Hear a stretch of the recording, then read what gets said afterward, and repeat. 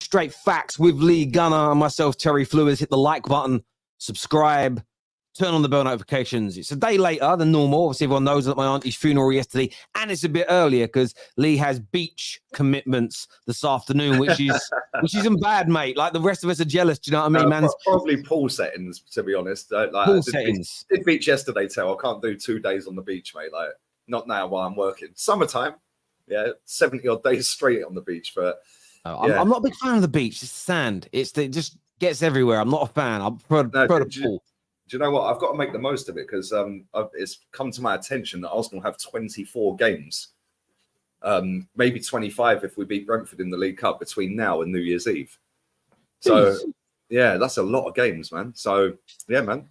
It's a hell of a lot of games to cover. It certainly is. And we've got an action-packed show for you all today. We're going to be looking at Vlahovic to Arsenal, the rumours surrounding that. We're looking at the Sancho situation, England as well. Plus, we're going to be pulling up some of Lee Gunner's posts and his tweets, some real big opinions he's put out in the last week, and getting him to delve into them deeper. We're going to be exploring what he thinks, what he feels, and of course, exposing,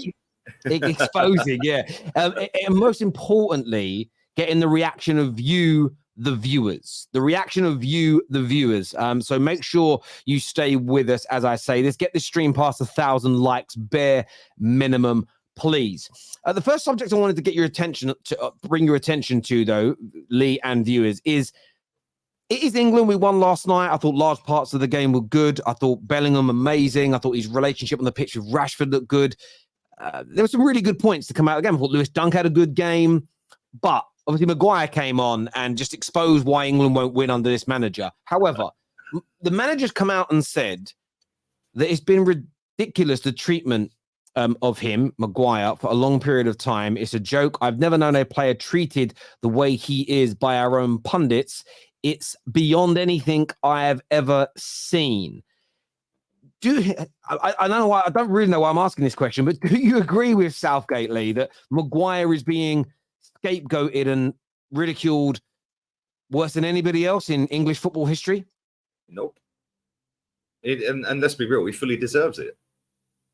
Like the guy is an absolute clown every time he comes on the pitch. Just looking like at him, he just don't look like a footballer.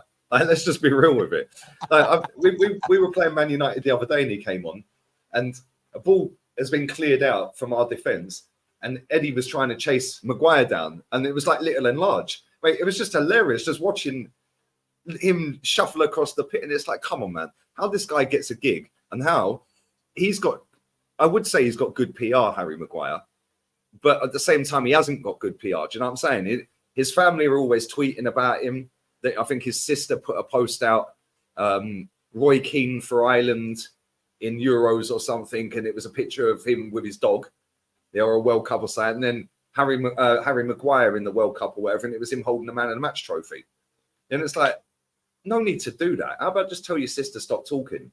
Like, and I think his agents phoned up TalkSport once and kicked off, and like, mate, he don't help himself. He don't help himself because at the end of the day, his performances are awful.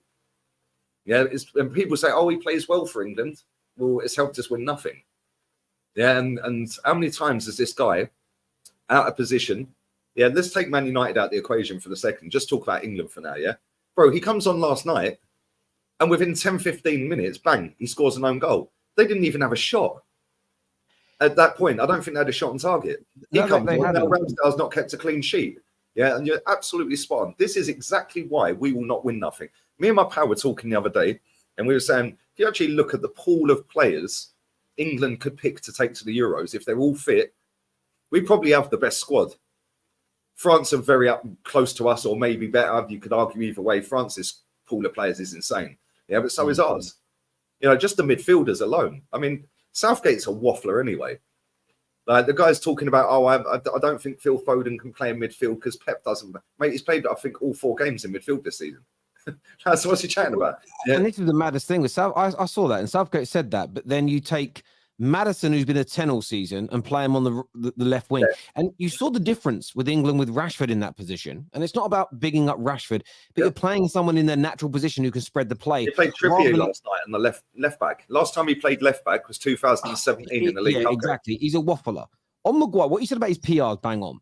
His PR is, it's good to have people that will back you, but there are times when you need honest assessment. There's times when defending somebody is bad for them. Tough love is needed. And you saw what happened last night when he came on. Every time he touched the ball, the Scotland fans cheered. Ooh. When he came on against Arsenal, your fans applauded it. Now, some of that is pantomime, but they know that he's mentally fragile and it gets into his head. And I truly believe this. I put part of that blame on Maguire, because he should have left Man United in the summer. He's getting this attention because he was a world record centre-back signing for Man United, started well and fell away, became the captain and has had it stripped, and then has refused to move. In the last 18 months, he's been barely kicking balls. He should be dropped from the England team. And initially, he was still playing well for England. However, because his confidence is diminishing and his game time is diminishing, it's impacting his ability on the football pitch. So I blame Southgate for even including him in the squad, let alone bringing him on needlessly in this game. And this is the problem. He's got too many people, his family, friends, agents, managers like Southgate, who are propping him up and saying, no, there's nothing wrong with him. He's fine. He is mentally gone. And I genuinely believe this to my core. If he joins West Ham tomorrow, it's impossible, but say he did, instantly he wouldn't get jeered coming on anymore. If he came on as a sub against Arsenal as a West Ham player, no one would care. Then what would happen? He could make 3 times as many mistakes in the season for West Ham as he does for Man United, and no one will care. But what will then happen is he'll be relieved. That's a pressure valve. The pressure's there because Southgate's right to a degree. The level of eyes on Maguire, for me, is almost unprecedented. I've very rarely seen. The only other player that I saw get treated worse than this for different reasons was Raheem Sterling. But everything Maguire does is overanalyzed.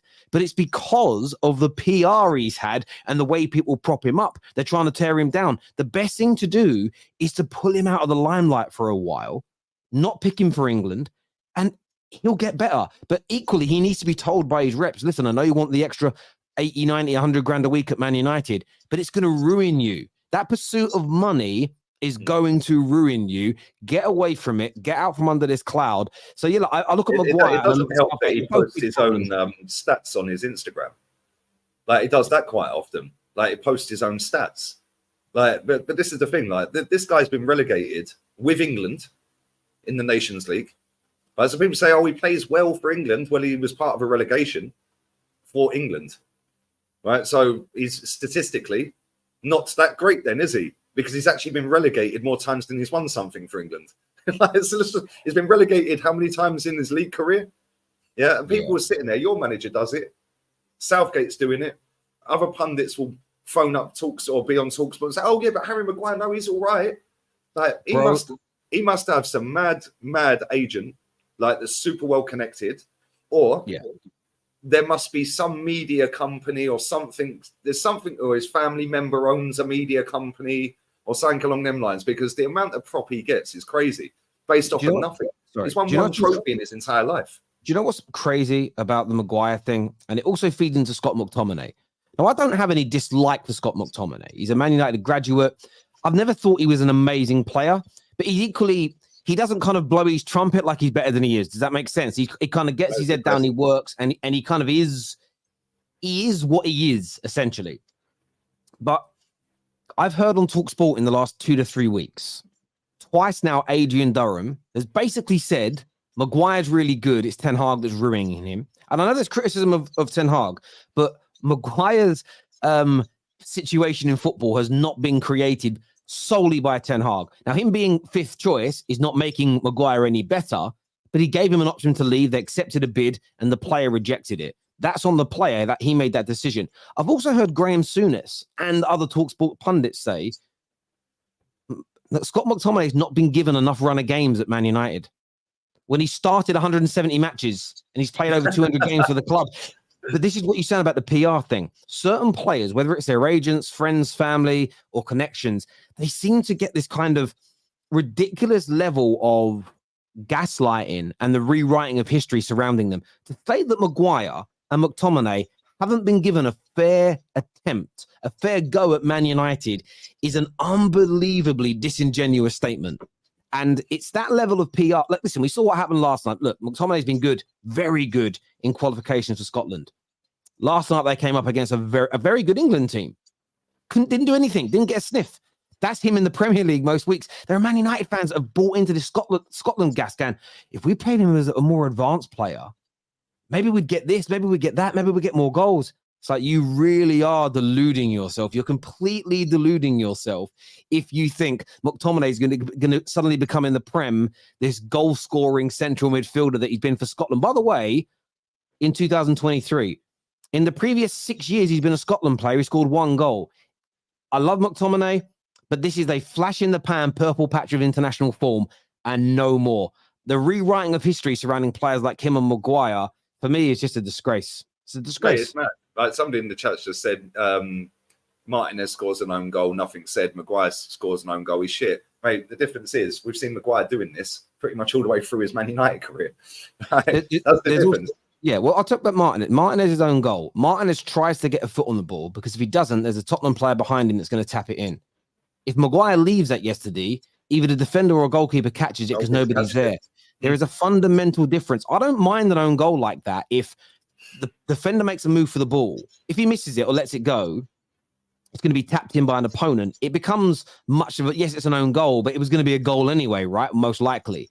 But when there's no need to touch it and you're scoring own goals, that's a big problem. It's a confidence issue from the player because he's second guessing himself. There's a confidence issue with Maguire because he's not playing football. It's not even that as well. Yeah, if you look at the game that he played the other day, yeah, he was man marking Tomori, wasn't it? Or Guy, he was man marking our own centre back. He literally had his arms around him, cuddling him. Like, mate, they're playing in yellow. Why are you cuddling the guy in red? Like, it made no sense what he was doing. We've seen him do so many errors. Yeah, I've actually never seen a player with so many errors over a career be protected how he is by a large part of the media. If this wasn't an English player, he'd get destroyed, absolutely destroyed. Yeah, and not only that, when you see like other countries, for example, yeah, bro, they get ripped to pieces by their media.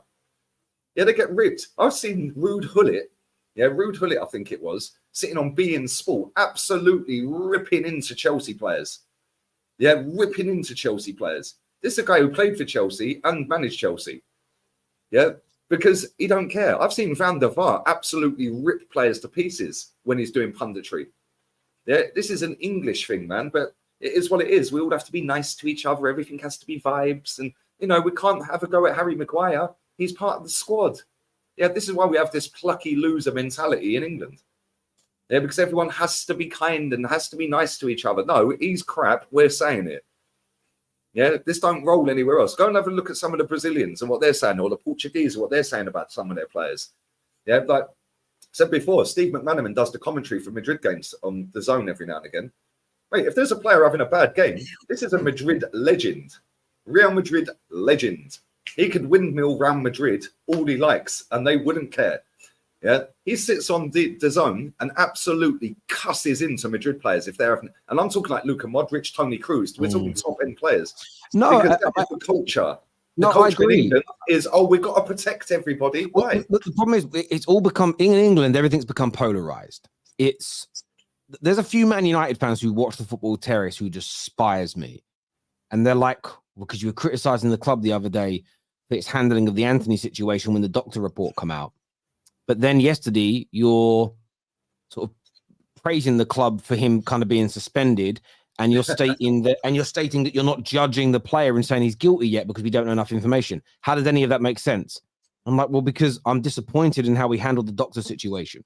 Even if the doctor's gone there for a reason nothing connected to these allegations, the club should know what the doctor was sent there for.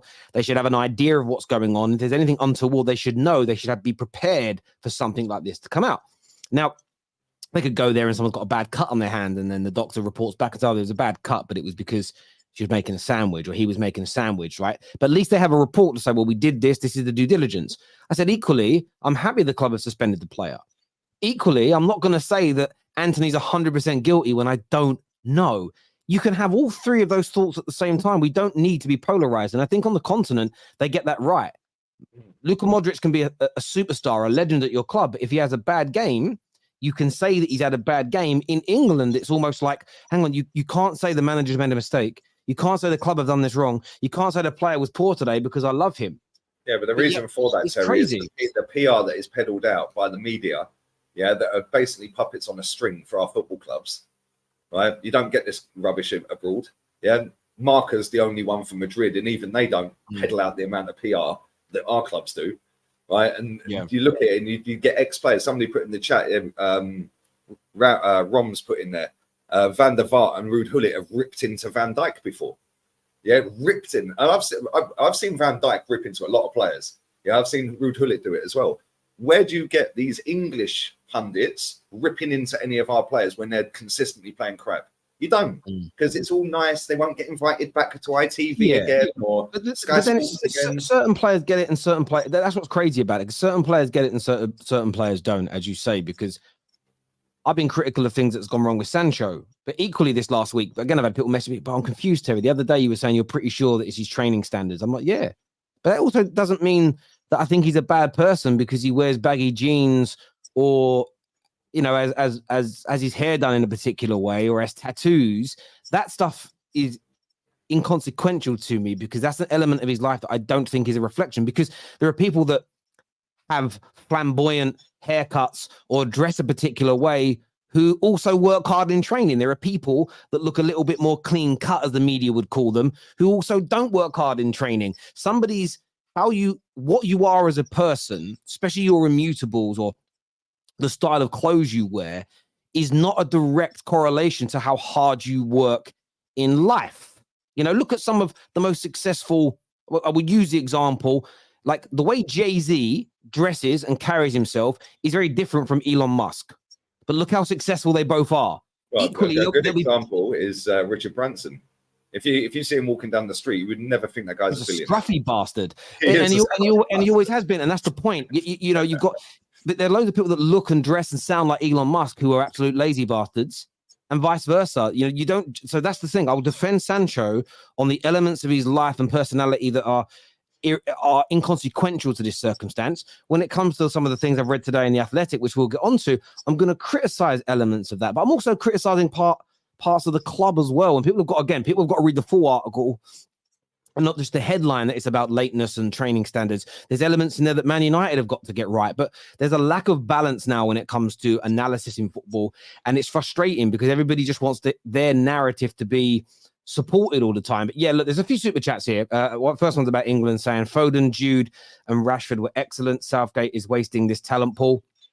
I thought last night all three of them were. The ball was actually sticking to Rashford as well, so I was very happy, and I hope some good turns. But Jude Bellingham, I know people say just only Scotland, but he's been doing it for Real Madrid, so we know it's real. Well, exactly, and this, but then people go, but he's doing it against relegation fodder in Spain. Yeah, okay, mate, good one. Yeah, like at the end of the day, it was a masterclass from Don Carlito Ancelotti, mate. Absolute masterclass playing that geezer as number 10. Yeah, because he's good enough to play anywhere in midfield, but playing him at number 10 because of the size of the guy, he's tall, he's strong, he's quick, he's got quick feet. Yeah, unbelievable technique. That goal he set up for Harry Kane, the way he just spun and rolled them two players was just crazy. And then to fake the shot on the way to pass, bro, that guy's a superstar, man. He is an absolute superstar. He's got to play him as a 10, I think, is the best position for him now. Yeah, because he's got the ability to slide a pass in, to a striker. He's got the ability to be that second man run, to win a header. Like one of his first goals for Madrid, he flicked the header over the keeper as the keeper's running out. Absolute he's got Paul Scholes' ability with the ball at his feet. He's got that power and athleticism that people like Paul Pogba's of this world have got. One of the best midfielders I've seen in recent years who could turn and run with the ball. He wasn't a world-class player at all, but you remember Dembele at Tottenham, the way he could run with the ball? Yeah. He does that brilliantly. And then he has great creativity like a KDB or a Bruno Fernandes in terms of numbers of chances. And then he can score poachers goals. The guy's got everything. And I tweeted last night, genuinely, I think he's the best English talent we've seen since Paul Scholes as a midfielder. But what I like what Ancelotti has done is we're not going to try and do to him what Man United did to Pogba and try and make him just be some sitting midfield player trying to control the tempo of a game. Put him where he's at his best, at his most potent.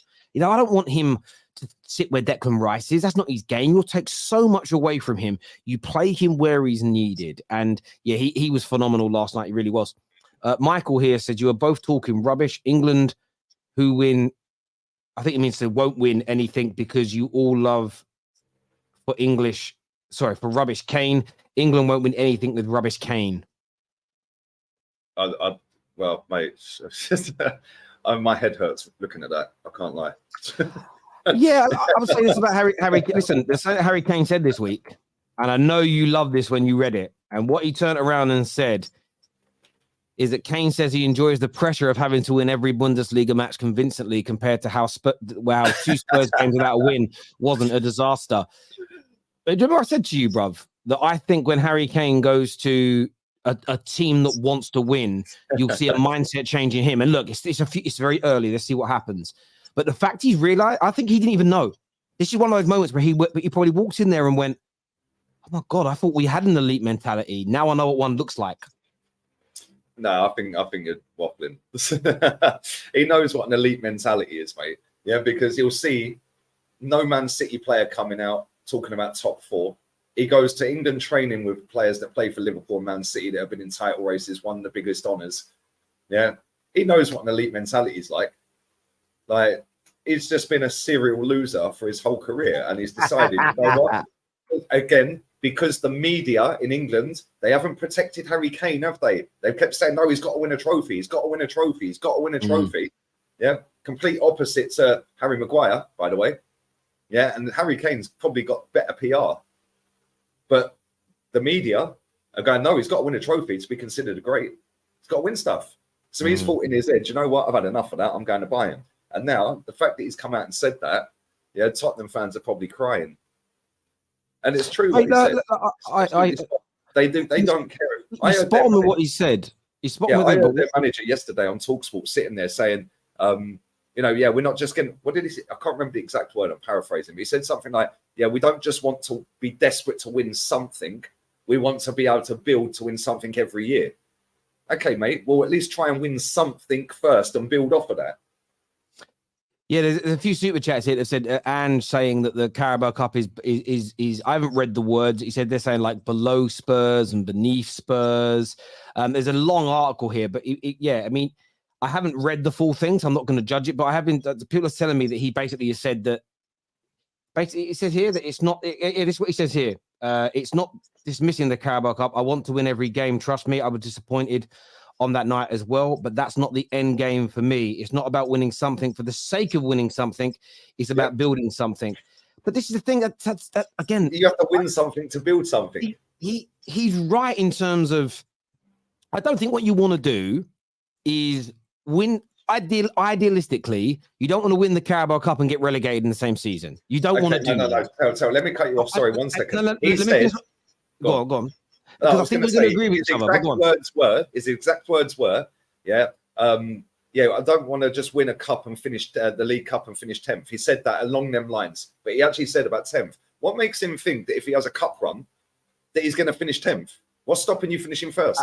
And that's the lack of mentality. And that's what I was going to say. I think we'd agree. I understand that you wouldn't want to win the League Cup and get relegated. You wouldn't want to win the League Cup and come mid-table. Idealistically, you want to win the League Cup and at least this season get into a Champions League position and build from there to go towards challenging for the Prem. But that doesn't mean you make that amount of changes and play people that, by the way, a week later were gone from the football club and you had that same player taking penalties, which is a big mistake. I do think, listen, maybe the manager's got those ambitions, but this is where Spurs fans have got to be careful. That club will erode those ambitions from the manager and make him focus on a top 5, top 4 finish for that Champions League money, and that will be deemed a success at Tottenham. And that's why Harry Kane has said what he did. You can you can go 2 games without winning at Tottenham. And the only thing I disagree with you on in this whole conversation is I do think Harry Kane, it's different when you meet up with England because you move into a camp where it's the England standards. And I also think England, by the way, if you go a couple of games without winning, there are not panic stations or there's anger. I think it's the first time he has been in a dressing room as a star player where he's sitting there probably thinking, we won 3-1 and 4-0, but we're still getting criticised. I don't think he's experienced that as a player before. If England win 3-1 or 4-0, unless you only win 3-1 against San Marino, you don't get criticised. If Tottenham fans don't even need to win to praise their club, as long as they move the ball well, they sing, we've got our club back. So I do think he's probably gone in there and thought, you know what? I've been deluding myself for the last 15 years. I was at a tin pot club. I'm never going to win anything. So, yeah, I disagree with what Aaron Ramsey says. Bear with me 2 seconds, mate, yeah? So I'll be no back worries. in 2 This seconds. here says Jude's role, Tierney shot faked up.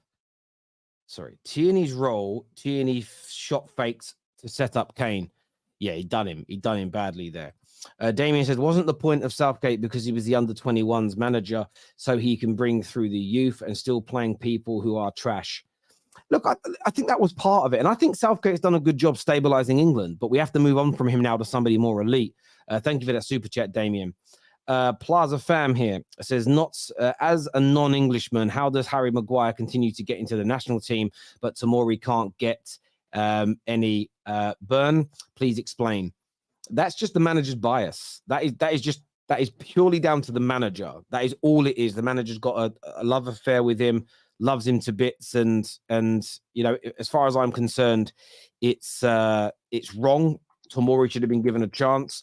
Maguire should not be starting for England right now. It's as simple and as straightforward as that for me. And I can't and won't back down from that. Genuinely can't and won't back down from that opinion, because for me it's absolutely an horrendous opinion to have and to hold.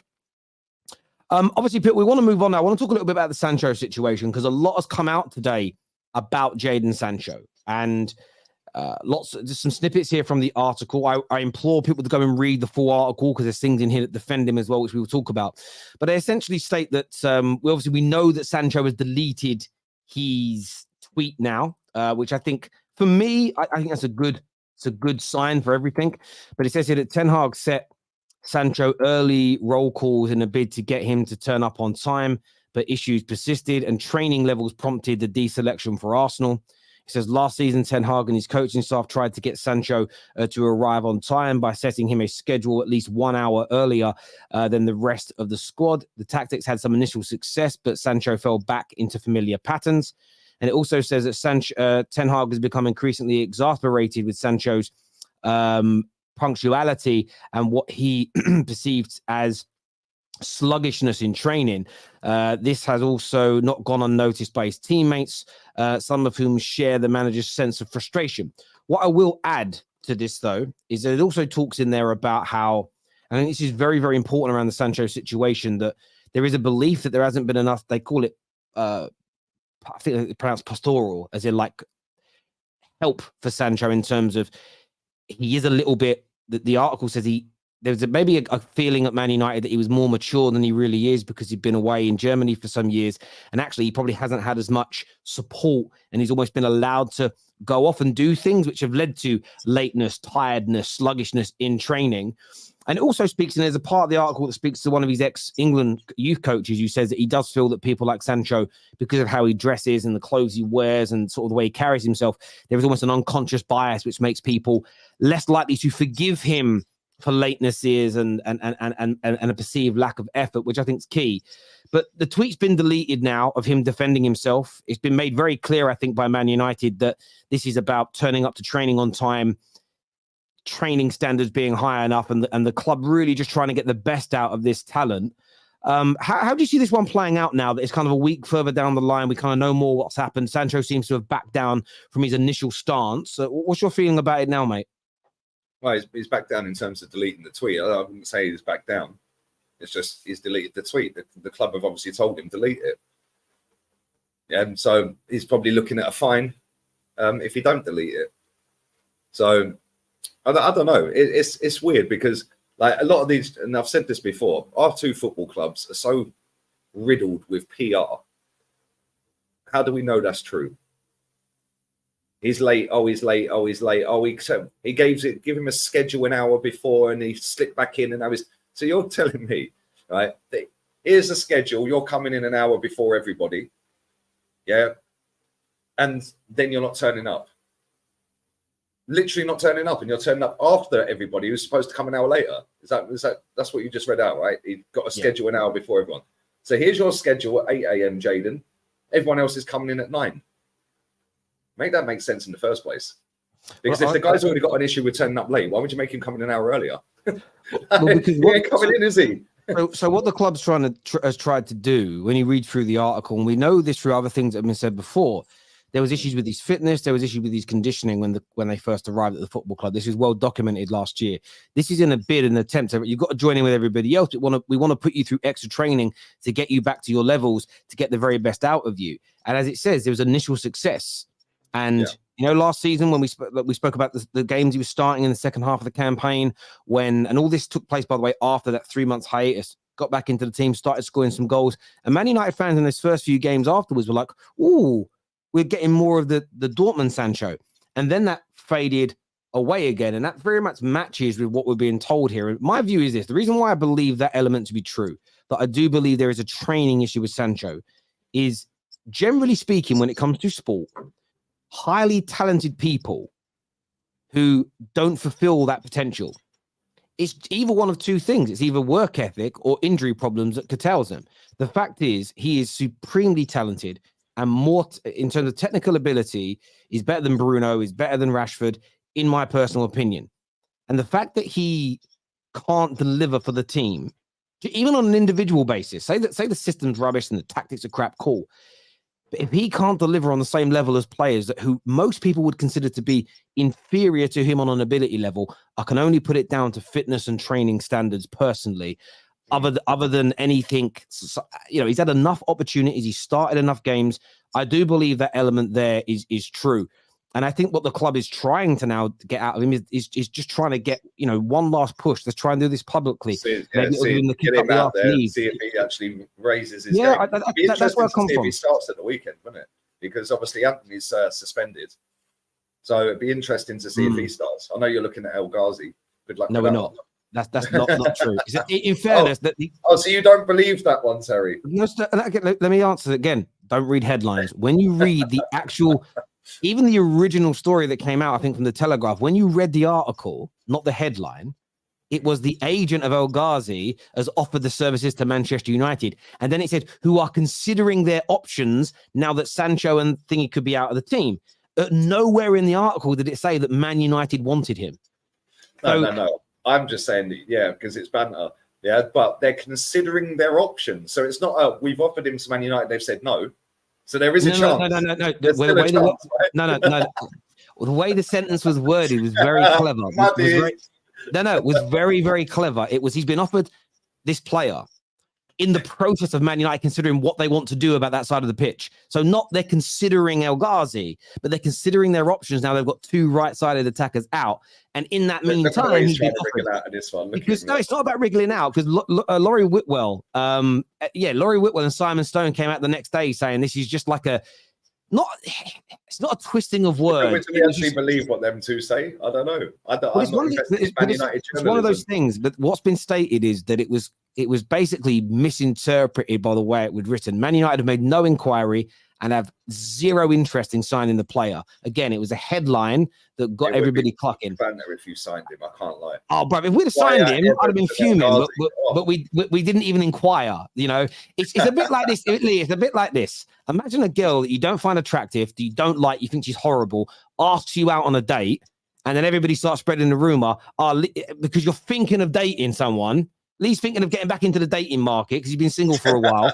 A girl asks you out that you don't like, and I say, Lee's going out on a date with so-and-so, or thinking about it. That'd be a lie, wouldn't it? You'd be like, no, I'm not. I'm just thinking of dating in general. She asked me, and I told her no. But yeah, no, I hear what you're saying. But it's the Sancho. Yeah, I think to me, listen, I think Sancho. I still want it to work for this weekend, though. I think if he starts, he has to do it. Who are you playing, Brighton? If he starts, he has to do it, doesn't he? Do you know what? Does he start, Sancho? Look, this is my take on it, right? I'm someone that believes in redemption. So I think whether a team can have a bad performance and get battered, and sometimes I think you go, well, I'm going to pick some of you again. Go out and prove. Like again, I'm going to be consistent. When he picked the same team for the Real Betis game after we got battered by Liverpool, there was a part of me that thought, no, you got to make changes. And there's another part of, well, actually, you're telling these players, go out there and show you can win again. Try and get that confidence back. So I'm using the same logic here for Sancho because I'm not a hypocrite. He hasn't started in the last few games. He was dropped for the Arsenal match. He's put this tweet out. There's been a public war of words. I believe that men can be men, though. And him and the manager can sit down. I like this. I didn't like that. Both can have their say. They can shake hands. And this is what, again, in my opinion, real men do. You shake hand. Once you shake hands, you bury it. It's done.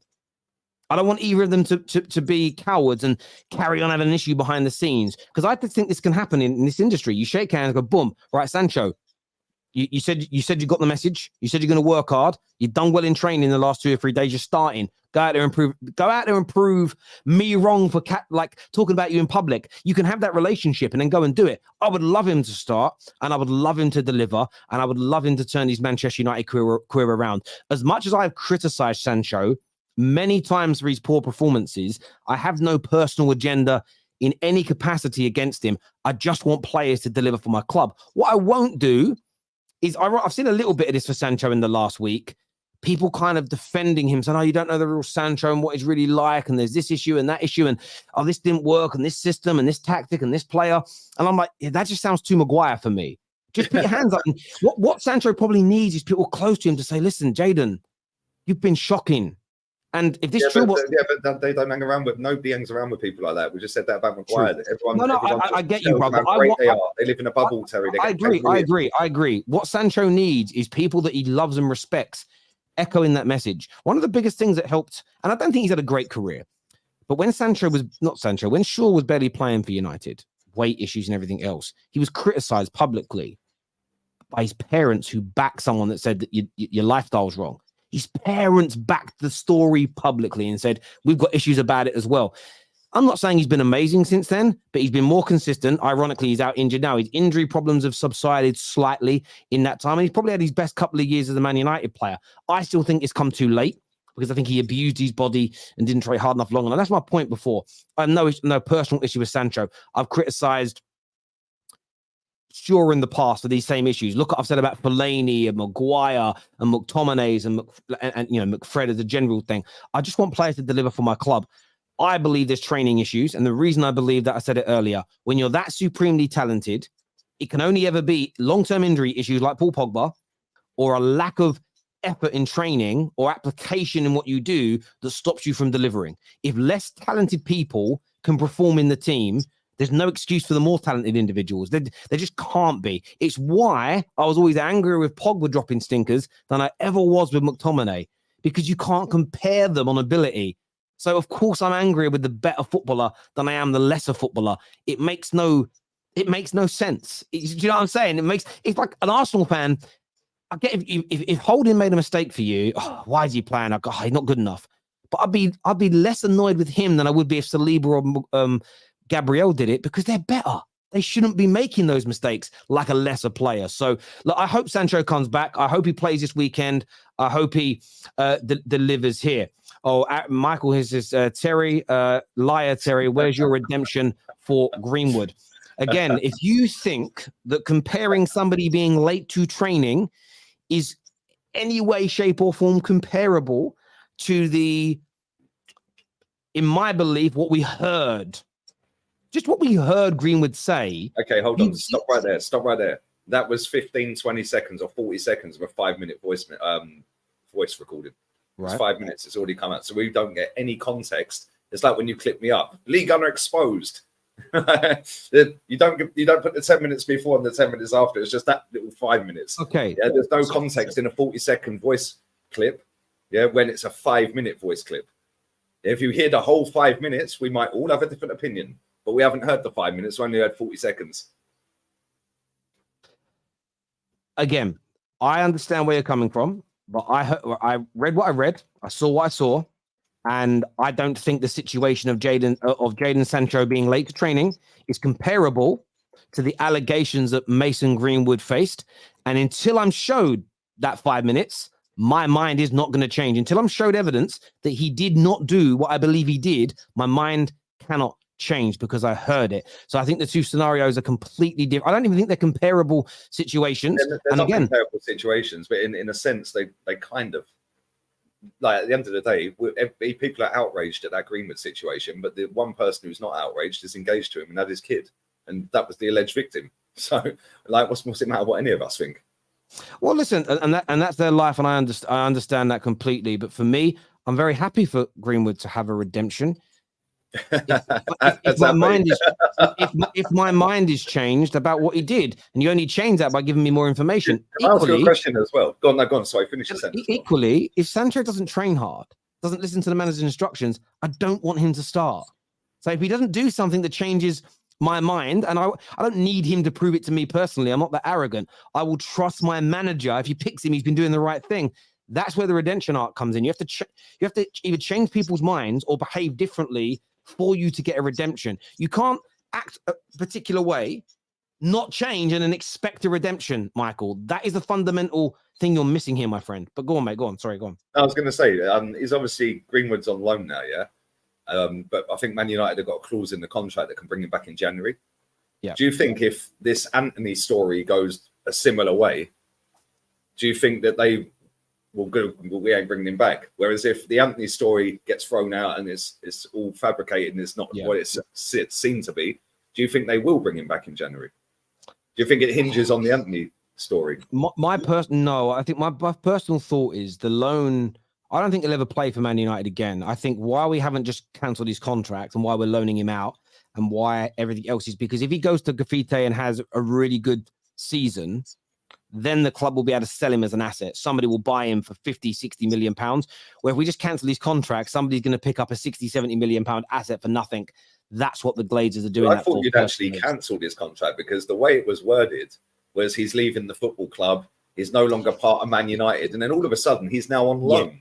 They spun that so perfectly. No, they did. Again, the Glazers do not want to let a 60, 70 million pound plus asset leave the football club. And it was worded in that way. And as I said at the time, so that's what I think they're doing. There's another comment here that says, by that logic, Anthony is guilty because of the pictures. No. So again, the picture, if it was just the pictures, my question would be, well, listen, if Lee gets punched in the face when he walks outside and takes a picture of it, and then accuses some random person that didn't do it that they hit him, the picture isn't proof that they were hit. So I've said it in the Anthony videos, my friend. Go and watch my content before you say these things. I've said the pictures we've seen of these injuries, plasters over fingers and a cut on the head of the woman alleging it was Anthony, the pictures are proof there was an injury, but they're not proof as far as we, the public, can see that Anthony did it. The difference is we heard the voice note. We heard what he said. We heard the way he treated the Harriet at the time. So that's why my opinion of the situation is different. If it was just a couple of pictures, I would be asking the question, well, you've got to prove that those injuries were committed by the individual. Because we've seen mad stuff online. I saw a video that was put out of a woman. She'd accused her boyfriend or her ex-boyfriend had already been arrested. And then a video got released by a friend of this girl using a hammer and hitting it against herself to bruise herself. And that's where the pictures came from that got the guy arrested. And when that video came out, the charges were dropped. And I'm not, by the way, suggesting that there's lots of women out here doing this because I don't know that statistically. I'm pointing out a picture saying picture A means Joe Bloggs did this to me is not the same as hearing a voice note or seeing CCTV footage of the incident. So again, I think it's an absolute false equivalence there, my friend. Let's have a look at some more of these super chats here. Do you think Pep will move into the international football after this season? England, maybe. No, but I would love him to. I'd love him as the England manager. I would. I'd love him as the England manager. Ain't happening. He's staying at City for as long as he wants. This here says, I don't understand why Lee's always looking for lies and deceptions. P.S. Why is he using a filter, hoping we finally beat Everton away this weekend? A filter? He's using the green screen. He's not using a filter. What do you mean a filter, bro? I don't even filter my pictures, mate. I don't know what you're on about. Lee Gunner filters, you know. It's a green screen, mate. Right, we're going to move on to some of your super chats, though. Some of your comments, though, right? Because I want to put these out. Here we go. Lee Gunner exposed section, KJ. Get ready to clip it. This is it. So the first one I want to put out, I need to ask you about why and it's not just you. I've seen so much kind of weird outrage about Pepe leaving and calling fans hypocrites and everything else. And you kind of tweeted this the other day. I want to put the tweet out so people can see, where you said that the forced Pepe slander is hilarious. Last trophy Arsenal won, and he was class in the semis and final. We're now on our longest trophy drought for a decade.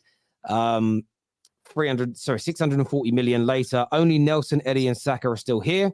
So a toxic squad can win, but a full Arteta squad can't. Almost like being toxic was working. 4 FA Cups in 6 years, and now bin everyone and win F all for the last few years. You also in another tweet said that the way Pepe's been treated is a disgrace. Why the outrage from you, Lee, over Pepe leaving? It's sarcasm, that tweet, by the way, but people don't get sarcasm on a tweet, do they? True. Yeah, that is sarcastic. Yeah, that's why there was a laughing emoji there, Terry. Oh, I hear you. So try and get the sarcastic part across, but most people don't get sarcasm, do they? Yeah, let's just be real with it. But I do think the way he's been treated is a disgrace. Yeah, because this fan base bang on about, oh, just back him, just back him. We're part of the Arsenal family. What are you waffling about, family? Yeah, I'll tell you another example about Arsenal family. There's a poor lad, yeah, mad autistic, yeah, that is got no family. Yeah, they've all given up on him when he was put into a home, right? And he's been given a council flat. He's got no furniture. He's run up debt and all of this, blah, blah, blah. He set up a GoFundMe page so the Arsenal family may be able to help him get some furniture for his house. Yeah, it was set on 970 quid, of which I think one person donated 300. Where's the Arsenal family? I promoted it on my channel on a show with Rants 2 weeks ago. Yeah, and it's doubled. Where's the Arsenal family? Because I ain't seen anyone retweeting it. I retweeted it. This Arsenal family myth is just something that sounds great. Oh, I'm a true gooner. You don't even know what gooner means. Yeah, if these people knew what the word gooner means, they wouldn't be saying they're a true gooner. Like, they're wafflers, Terry, yeah? So you have to call them out sometimes. People that say, I'm a waffler, so you call me out, whatever. It works both ways. The fact and reality is, we're not, oh, if he puts the shirt on, we're just back him. Well, why didn't you back him then?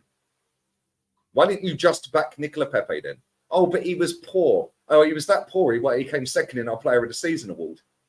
He was that poor. He was that poor. He came second in Arsenal Player of the Season award. Saka came first. He came second. He was that poor. Yeah, they chat waffle, Terry, right? And sometimes you have to call it out because Kai Havertz is now here, right? And they sit there. Oh, but just back him. He was misunderstood at Chelsea. What do you mean just back him? Oh, but now he's wearing the shirt. We'll back him. No, you won't. Kieran Tierney, you ain't backed. Yeah. Oh, he's always injured. No, he ain't. Go and have a look on Transfer Market at his injury record. He ain't been injured for 18 months. Yeah, but this notion of he's always injured, and it's the same with Pep. Oh, but he never tracks back. And we got Saka there. Okay, cool. Well, let's hope Saka stays fit for another 70 games this season then. Right. This is my point, Terry. Yeah. These people will blindly back a player that they rate off of the back of the manager rating him. So Kai Havertz is a manager rating, so they'll back that. But a player that the manager doesn't necessarily rate, they ain't backing it. So stop waffling about Arsenal family and just back him, because it only works if you go with what the manager's backing, because you rate the manager.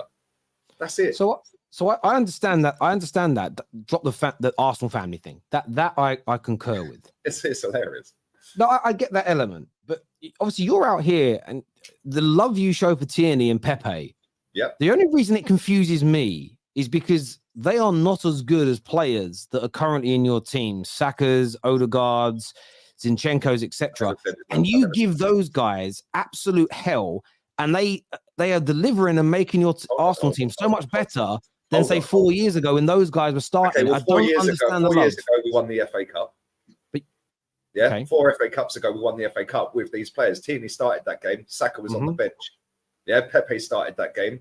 Yeah, and was instrumental. Nearly scored one of the greatest cup final goals. If Maitland-Niles weren't offside by a millimetre, it would have been one of the best FA Cup final goals in history. Yeah, Pepe's performances for Arsenal, coming off the bench, scoring a winner. Yeah, coming off the bench, scoring against you lot. Yeah, so there's a window, finishing second in our Player of the Season award. Right? But then all of a sudden, the manager don't rate him anymore. And people will say, yeah, that's because Saka's there. That's great. I'm not saying he's better than Saka. I've never said that. But Saka's played 85 straight games for Arsenal. 85. And he's played pretty much 90 minutes in all of them. Then he goes off to England. and he plays pretty much 90 minutes for England. He's probably touching, I don't know how many England caps he's got, but he's got about nearly 190 appearances for Arsenal first team. 190. He's just turned 22. Yeah, plus the England games. So he's touching, I don't know, maybe 50 caps for England. Nearly there. I don't know. Maybe the chat can help me on these caps for England. Yeah, so he's going to get burned out at some point. What I'm saying is, when we're 3-0 up in a game, or we're 2-0 up in a game with 10 minutes to go or 15 minutes to go, why can't you bring him on? Yeah, because now you're resting him up for 15 minutes. When you're playing and you're 3-0 up or 5-0 up in a game, coasting a game, why does he play 90 minutes? I understand Saka's a great player for us. He's fantastic. He's cool. He's great. I'm not dissing Saka. What I'm saying is, where is the cover for Saka? Yeah, with Kieran Tierney, we've got a geezer who can't defend, who's more interested in virtue signalling, yeah, and waving into the camera when he scores a goal that was irrelevant. Like, do you know what I'm saying? Yeah, and then we've got Tomiyasu playing out there, who is more injured, by the way, since he's been at Arsenal. Statistically, this is factually correct. He has been injured more days, more games missed since he's arrived at Arsenal than Kieran Tierney has in the same time period. But this fan base bang on about Tomiyasu. Why? Because the manager rates him, Terry, and I'm calling out their BS. If the manager rates a player, this fan base will rate that player no matter how many stinkers he drops. So I understand that point, all right, and I get that kind of irks you. But as we've gone through before, your manager's success rate when it comes to his main signings, his big signings, has been pretty successful so far in terms of your team's development and growth. And let me explain why. So, hang on a minute. Your team, when it comes to the Pepes and the Tierney starting under Arteta, we're finishing 8th and 8th. You would, a high mid-table team in those seasons. Since those individuals that you defend regularly, the Pepes and the Tierneys, have been removed from regular first team football and moved on, and the new guard who you continually attack come out, you moved up to 5th in the league, and then last season got into a title race, and you've started this season off with 10 points out of 12. And I think it's a fair assessment from, and I'm not talking about the diehards who are overly polarized at the opposite end of you. I'm not talking about them. I'm talking about the general Arsenal fan. I think it's a logical thought process to have faith in your manager's decisions when you can see your team growing. You're probably the best you've been in about a decade as an overall team, and you're in your best position to be able to now go and win those major trophies. And I've seen Arsenal in for a long, long time. So where I hear you, where I understand you is, well, we haven't won anything since we've dropped those players.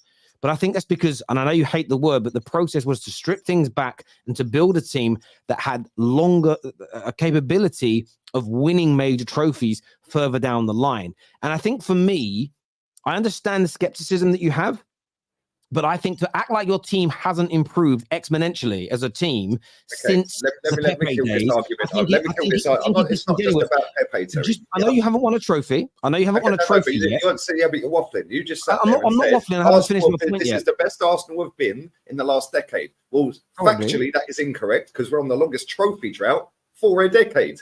We won 4 FA Cups in the last 10 years. Okay, so can I respond to that? Can I respond to that point? You then said 8th, 5th, or 8th, 8th, 5th, 2nd.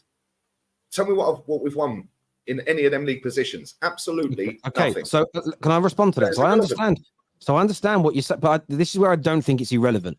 I understand your point that you want to win the major trophies, and I get that. But you have to be a good enough team to do that. Now, what would have been ideal over the last 3 seasons, as you're growing towards being a team that can actually win the league, which is the hardest thing to do, in my opinion, over 38 games, is it would have been nice for you guys to have picked up a League Cup and another FA Cup, maybe a Europa League along the way, and maintain that winning edge. And I understand that, and I think that's a fair criticism within the sort of sphere of Arsenal.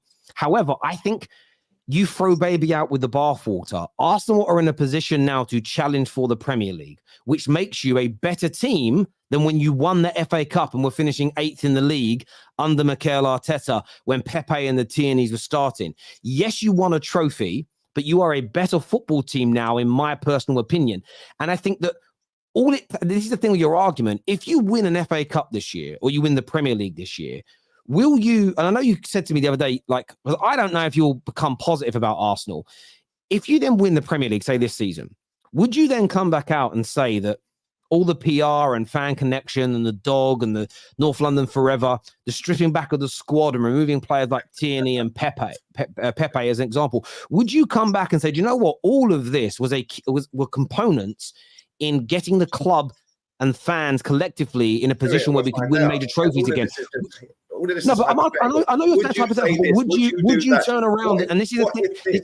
How about Arsenal win it and we're seeing it? Because I see a lot of people ask me the same thing and see people in the chat every week. Yeah, Arsenal could win the treble and this guy'd still, man. We'll do it then. Yeah, because you're sitting there saying 8th, 5th, 2nd. Yeah, we're now a better team. We've got all of the things in place to now go and win. Okay, well, hold on a minute. He spent 640 million quid, but now it's his full season, and now we're ready to win. Okay, that's cool, great. So now if he doesn't win, are all these people that are sat there all summer saying he has to win something this season, has to win something, are they all going to sit there and say, well, actually, he's actually failed? Because the one time he did win would have then been 5 FA Cups ago, right? And he's done 640 million plus potential January spend. So that could touch 700 million. When are these people going to actually sit there if he don't win anything this season? If, like you like doing ifs, yeah, when are they going to come out and say the opposite? Because I see so many people waffling on about the dog, the atmosphere, that stupid song that should never be our song. Yeah, waffling about crack dens and prostitutes. That should never be Arsenal's classy Arsenal song. Yeah, go and watch the video for that, by the way. Go and watch the video. Mate, how is that our song? It is a disgrace. Yeah, that shouldn't be our song. But anyway, that's another song. It's a great song. That's another debate. But anyway, my point is, you're saying that we're now getting better, we're ready to win, we're this, we're that, it's the best we've been for a decade. Well, it's not the case, is it? We've won 4 FA Cups in the last decade. So can I ask you a question? Hold on. You've said, we've both agreed the aim of the game is to win trophies. That's the aim of the game. Yep. So second place trophy means nothing. You can finish 2nd, 5th, or 8th. You win nothing. Yeah, I don't care whether you get Champions League football or Europa League football off of them positions. It's not a trophy, Terry. So, so the 4 trophies we've won, I will remember for the rest of my life. Yeah, I couldn't care less whether we finished 2nd downwards. Yeah. If we don't win anything. Okay. So can I ask you a question? Can I ask you a question then? So do you genuinely believe that right now in 2023 you're a worse team than what you were 4 years ago when you won the FA Cup? Yeah, because we won a trophy that season. I don't know what you're missing here. The aim of the game is to win. Okay, that's fine. So let me ask you this question. Why, when you won 3 FA Cups in the last 4 to 5 years of Arteta's reign, were you screaming for him to be sacked as manager because you weren't winning leagues and Champions Leagues? Arsene Wenger's reign, sorry. Why? So why?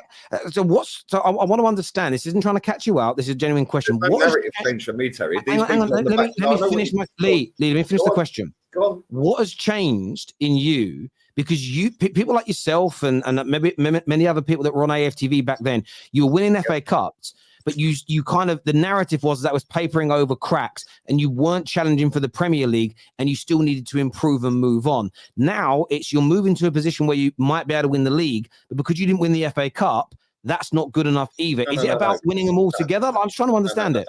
No, because you're waffling again. Yeah, my narrative's never changed. There's a reason this is on the green screen. Yeah. And we can go back to Liga na Bingo. We smashed the stadium down to compete with Europe's elite. We're not going to do that with Mikel Arteta, right? We're not doing that with him. He's proven for 3 full seasons, after getting his own squad of 26 players that he's brought into the club, plus the dog. There's 27 signings. Yeah, 27 signings with the dog. He has proven that he ain't good enough, because the only time this guy has won anything is with a previous guy's squad or previous 2 guys' squad, Emery and Arteta. So coming back to the question you asked, my narrative's been the same, Terry. Compete with the best in the world, the best in Europe. Winning an FA Cup along the way is lovely, but that still ain't good enough. If he wins the FA Cup this season, that's cool. But when you say compete with the best in the world, you would agree that Man City are the best team in the world right now, yes? No, because I know you're going to go, but no, I'm not. I want to ask you, Lee. No, I'm just asking questions, Lee. Lee, stop. Lee, please stop. Lee, please stop. Because you don't know what I'm going to say. I'm not trying to catch you out. I'm trying to understand you. It's jarring every week, man. No, it's not jarring because you're saying a new things. I'm trying to understand. So when you say, listen, please let me ask questions, and you'll see I'm not trying to catch you out. Stop being so defensive. What I'm trying to ask you, Lee, is when you say compete with the best in the world, we'd all agree that Man City are the best team in the world right now. If you challenge them for a Premier League title again this year and narrowly miss out by a point, is that not? Do you not consider that competing with them? What is competing with the best teams in the world? Make that define winning, that so Terry. we understand. Winning. I don't know how many times we've had this conversation in all the time I've known you. The aim of the game is to win. So it's not competing with them. Then it's beating the Champions League to the best win team in the world. To win. Again, compete Lee, to so win. That's fine. Lee. So I would say change your vocabulary on this. It isn't competing with the best in the world you want. You want to be the best in the world and beat the best in the world. Because when you say compete, that's when I get confused listening to you. You're a mate and I love you. But my point is, when you say compete with the best in the world, you literally competed with the best in the world last year. No, and you narrowly missed out. No, we didn't. What do you mean narrowly missed out? We bottled it. You missed out by 5 points. 5 points is narrow. Well done. Guess what? 5 points is narrow, Lee. Well done. When Tottenham came second to an Antonio Conte team, they got more points than Pep got last season, by the way. Right. Because he got 93 last season. This guy got 89. So Conte got 93 points. Tottenham got more points than us last season in that season. Okay. Yeah. Where's the narrative? Oh, Tottenham bottled it. Tottenham. So when it's Arsenal, we competed, but when it's Tottenham, no, it's not. Make it make sense, Terry. You either competed or you haven't. I'll tell you why I think it was different. Hang on, finish. Sorry, go on. Right. Well, I was still talking. Come on, man. Like, at the end of the day, competing to win. Yeah, you're saying we competed last season. We didn't compete. Yeah, we all knew we were going to bottle it at some point. Yeah, I got giddy and stupid enough to delude myself into thinking after we beat you. Yeah, after beating you 3-2. Yeah, and after Reece Nelson's goal, we all got gassed up enough.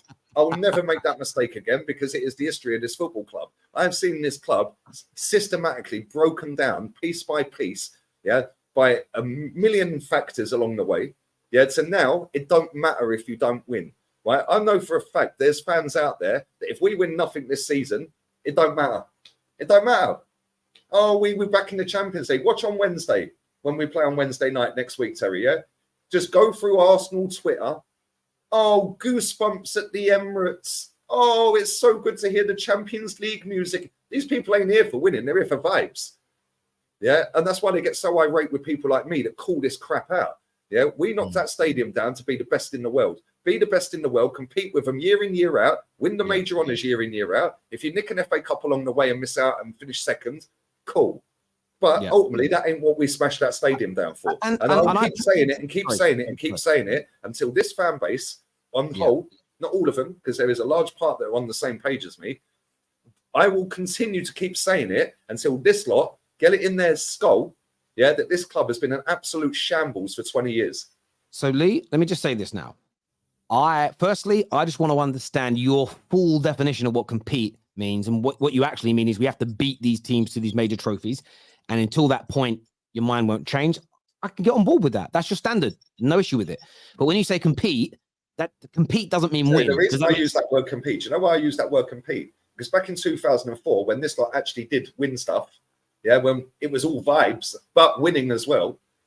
So Peter Hillwood came out and addressed the world when we got the funding from Barclays and Royal Bank of Scotland for Ashburton Grove. Let me finish. No, I know. We are moving to Ashburton Grove. We've secured the funding from Barclays and Royal Bank of Scotland to go and compete with the very best teams in Europe. 2012, 8 years later, after we'd been in the stadium 6 years, 6 years, we moved and got Ivan Gazidis saying, we're going to compete with Bayern Munich and Barcelona and Real Madrid. Well, can somebody tell me when this is happening then? Because we're now 11 years further down and still ain't got it.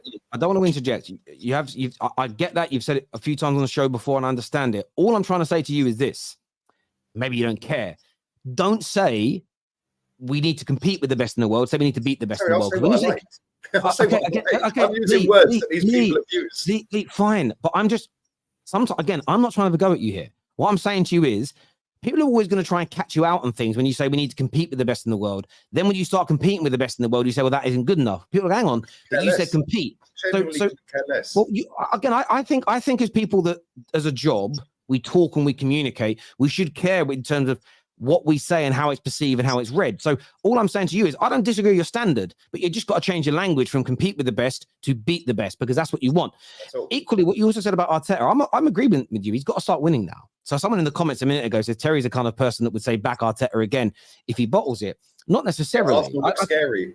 So again, I think your rebuild is complete, and I think you now have to start winning these major trophies. Obviously, you know me, I look at context when it comes to an overall season, but he has to start winning these major trophies. There are no more phases as far as I'm concerned, and the standards are there. They've been set, they're high, and he has to deliver against them. So that element, again, I agree with you on. I want to go to some of these super chats before we go to the next tweet from you, because some of these are beautiful, and I love them. I'll go to grab a bottle of water. All right, mate, no worries. Lee, I thought of an Odegaard song in the shower. Love it. 8 and 8th with those players is what Brian says. Yeah, we spoke about that, Brian. Thank you for that super chat, my friend. I don't always agree with Lee, but he's spot on about Pepe. He's a decent player. Why let him go when you have no replacement? We need a backup for Saka. Excellent point there, and I don't think that's a bad point to make. There's no comment on this, but thank you for the super chat, Epic Sound. Thank you. Liar Terry, you are crucifying Greenwood because he is black. In your logic, Greenwood can't be rehabilitated. Now, that is just outrageous on so many levels. It truly, truly is. Because if you've seen my videos about other people of different denominations and background, some who share the same ethnic background as Greenwood that I've defended on these circumstances, I'm purely going by what I have heard as opposed to any immutable factor around that player, Michael Ramsey. Terry, what do you think about Arsenal's win, the dog? Yeah, it just doesn't bother me personally. I think it's not something that anyone should stress over. It's embarrassing. Don't see any other top team in Europe having a dog at their training ground. Damien here said we did back Tierney and Pepe. Maybe a small percentage of fans didn't do. Sorry, we did back Tierney and Pepe. Maybe a small percentage of fans didn't. So again, Lee's just bottlenecking every fan into a group. Again, bring back Socrates and David Luiz as well, is what Damien says. Yeah, at least they can get to a European final, mate. This guy gets knocked out in every competition he's been in Europe. Yeah, to lesser teams, by the way. Yeah, didn't they play when we slapped up Valencia 7 and got us to the Europa League final? We got embarrassed in. Yeah, let's see if this manager can get past Sporting Lisbon, Villarreal, or Olympic this season. I hear you. He couldn't for the last 3. This here says back Zinni because allows Mikel Arteta to play the way he wants. Kieran Tierney can't play that way. Pep bantered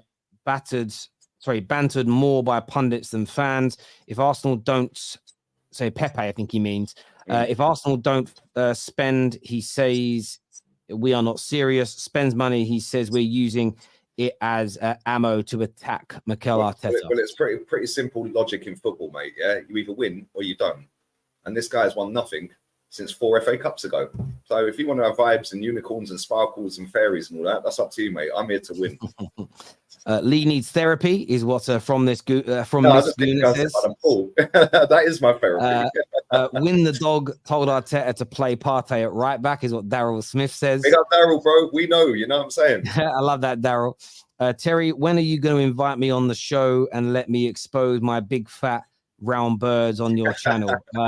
He's got big, they're literal birds, people. But yeah, soon we'll share a link soon, bro. The budgies, man. Can we get a real League Gunner bingo game on the Terrace? Yeah, I think we should. We should set something up graphic wise. Had Wenger been given this money to spend, Arsenal would have won numerous Premier League titles. Arteta isn't good enough. It is that simple. Last season was proof. Ninos, do you know what these people will now come out with now you've said that? Oh, but the landscape was different back then. Like they're all gardeners or something. Oh, it's harder to win it now. Everyone's got more money now. There's always an excuse for this fan base. Like if we don't win anything this season, the excuse will be, oh, but it's because Timber and Partey were out. I've already heard people saying that on the fan channel, by the way. Yeah, on that channel. People have already said that because we got Partey and Timber out, it's going to be a struggle. No, that's not a good enough excuse. We get Declan Rice injured, by the way. Lee, but this is where me and you agree. Like, that isn't a good enough excuse. So, again, that element, I'm in complete agreement. Me and you agree, Terry, on that. But most of these fans don't. Yeah, I get you. How can anyone compete with Bayern Munich, Barcelona, Real Madrid, and PSG who play a second or third tier leagues. All the money, top players have flocked to the Prem. Competing for a Premier League title is harder than winning the Bundesliga title. That's true. Well, yeah, it might be easier for Bayern Munich to win the Bundesliga. Yeah, and PSG to win it. But guess what? We'll spend more money, get a better manager, and find a way. Yeah, let me say this as well very quickly, right? This is about standards, accountability, yeah? Them Lyon Ultras the other day were 4-0 down. Well, they lost the game 4-1. 4-0 down at half-time, Lyon were, against PSG, a team they're not going to win the title against. PSG are going to win it, right? And then they, at the end of the game, gave them an absolute dressing down. Yeah, when we lost to Man City, which is the equivalent of PSG, and we got battered 4-1 at their ground in the title decider that Sky bigged it up to be. What did we do? Oh, well, we can't compete with Haaland. And our admin at Arsenal decides it's clever to tweet out, heads up, on to the next. Where's the accountability? That is the difference with these clubs. There is accountability within the fan base and at the club. Yeah, and I agree with that. And I agree with that element. And I really do. And I know me and you will agree on that one. The next tweet I want to put up, we'll come back to more super chats later. This was an interesting one. It was in response to Troaasard saying that he has spoken to Arteta about the lack of game time. Your quote tweet was, that's him sold then. Most talented player at the club has dared to question Super Mick Arteta, the best looking Spaniard we know. My question is this, not that will he be sold? Do you actually think... read the rest of it. Okay. He's also refused to take up, clean up Wynn's poo and take her home. Get out ASAP baller. He only wants kids who are controllable. Mikel Jackson and the kids are playing the Neverland ball, and that is what Expression said. And again, there's some funny elements to that, and there's some sarcasm in it as well. But do you actually think Troaasard is the most talented player at Arsenal? Yeah, I do. And that's not capping. That's not me just like clip whatever you want. I don't care. I'll say it. No, I want you to explain it because I don't. I'll explain it. Okay. What's his strongest foot? Does anyone know? Because he's equally as good on both, right? Now name me another player in our squad that's equally as good on both. So there's one factor straight away. Yeah, the guy can play because though our fan base love versatility, he can play anywhere along the front line. Anywhere along the front line. Left wing, right wing. Up front, number 10. He can play at number 8. He's actually played at number 8 for Arsenal and for Brighton. Yeah, he's got a hat-trick at Anfield. Yeah, left-footed hat-trick at Anfield. All the goals left-footed. This guy is an absolute top-drawer footballer. He can dribble. Yeah, his vision's insane. Left foot, right foot. Top baller, mate. For me, he's our most talented player. Yeah, if you look at his goal last night, which is funny, ironically, he then scores an unbelievable goal last night, which says everything I've just said. Left foot, right foot, dribbling, composure, puts it straight at the back of the net. Yeah, no other player in our squad can do that. Martinelli, Saka, they're great. Yeah, but I think he's more talented. Yeah, I think Martinelli can go to a level. I think Saka can go to a level. But I don't see Saka's right foot being anywhere near as good as his left. Yeah, Martinelli, as good as he is dribbling, I don't see that either. Yeah, I think Troaasard is easily our most talented player. And I think it's a shame that he don't play him. Like he put him on the other day and then hooked him against Fulham at half time. Obviously, it ultimately went on for us to go 2-1 up. But why him getting hooked? Like it could have been anyone that day. Yeah, and you put him in the team off the bench against Man City, and then he scores the equaliser in the Community Shield, gets the penalties. Yeah, and then you don't see him again until the Fulham game, 3 games into the season. Then he gets hooked at half time. Then he don't come on at the weekend against you lot. Yeah, if you go back to last season, right, he came in, absolutely tore it up for us. Yeah, people say, oh, he's only scored 1 or 2 goals. Don't care. Look at his performances. Yeah, his performances were sick, right? And then if you actually go to it, he actually won Arsenal Player of the Month in March. We didn't see him again start a game until May. Yeah, what's that all about? I don't get it. Genuinely don't get it. I think he's class, mate. I've always rated him as well. People can sit there and go, oh, it's only because he's not in the team. Go back to all of my streams from back when he was at Brighton. Yeah, I've been calling for this guy to be at Arsenal for years. Yeah, I mean, I think it was a tremendous bit of talent ID and a tremendous signing from Mikel Arteta. I think we definitely agree on that. It was an excellent piece of business. I think he's great. Best player at Arsenal? I don't know. Most talented. Most talented. Okay, what's the difference between that and best in your mind? Well, he don't get in the team, so he can't be the best if he ain't in the team. But the most talented, Right? Okay. Yeah, and not only that, consistency as well. But you can't be consistent if you ain't playing. So who would, if you were going to start him in your team, what position and who would drop out and who would you start him over?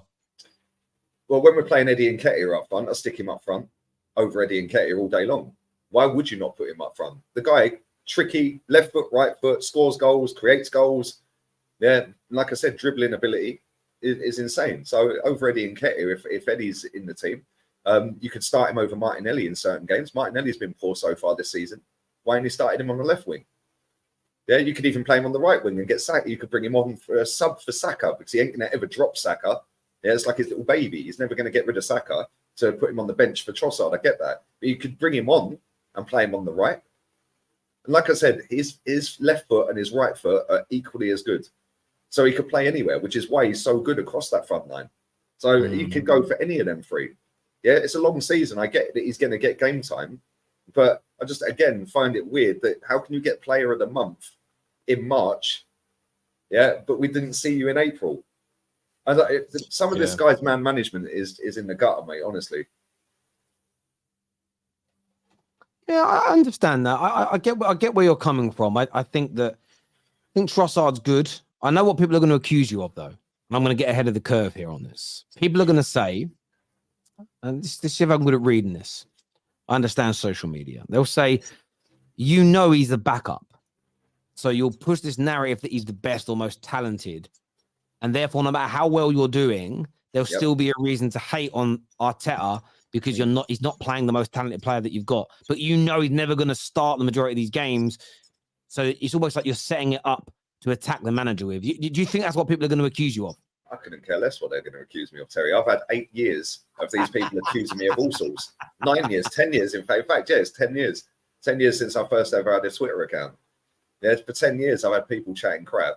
I genuinely couldn't care less. At the end of the day, I could go back and find clips of me saying when he first joined Brighton, 3 months into his Brighton career, get him at Arsenal. Yeah, get him at Arsenal. Top baller. Want him at Arsenal. Yeah. And this is when he was at Brighton. I've said, and people in this chat that watch me regularly will know that I've rated Troassard that highly for a very long time. So people can spin narratives all day long. I hear you. I'm just throwing it out there because I think that's what people are going to accuse you of. Another tweet of yours here. So Richarlison has come out and said, "I'm going to go back to England, seek a psychological help and from a psychologist to work on my mind. That is come back stronger. It's about getting a good streak at Tottenham this week. I'm going to sit down and talk." And you said here that, and there is the poor me BS to make people feel sorry for his awful performances and not criticize him. Is that what you think Richarlison's doing here? This is about on my mental health. Terry, if this guy had scored 20 goals last season, he wouldn't be saying that on an interview, would he? Yeah, if nobody was on his case, he wouldn't be saying it. Yeah, he's just waffling. Yeah, if he's struggling, delete all your social media accounts so nobody can comment. Delete them all. Stay offline. Yeah, and instead of going to see a psychologist, go and actually train to be better. Like, come on, man, seriously. And this is what winds me up with modern football, Terry. Yeah, soon as that comes out, nobody's going to criticize the guy now for his shit performances. Oh, but he's struggling. Well, how do we know that? Well, because he said so. Like, come on. But at the end of the day, I'm not knocking it. If he is whatever, cool. But Terry, come on. It looks a bit sus. I'm going to say this. I'm going to say again. I know you're not attacking mental health there. I know that's not what you're doing. I know it's not that you're saying, "Oh, well, that's a different conversation anyway." Because I could say, yeah, no, I know, and I want to iterate that I don't think that's what you're doing. The problem is, Michael Jordan throughout his career had a psychologist. You know, how's that relevant? Tom Brady has Kobe Bryant as an example. Terry, you're talking about some of the best sportsmen and men exactly. Well, how's that comparable? I'll explain. So, some of the greatest athletes of all time, and thousands now, all the top tennis players have them. They all use psychologists. In fact, Jurgen Klopp, who you rate as a manager, when they were winning, hired a sports psychologist to come in and help his players. because it helps the elite get even better. It helps them push out bad thoughts or, mental blocks that are stopping them. Because I think Richarlison is at a point where it's his mental blocks in a Spurs shirt that are now stopping him. Now, I understand go work harder, train harder, go in the gym. These things will always help you.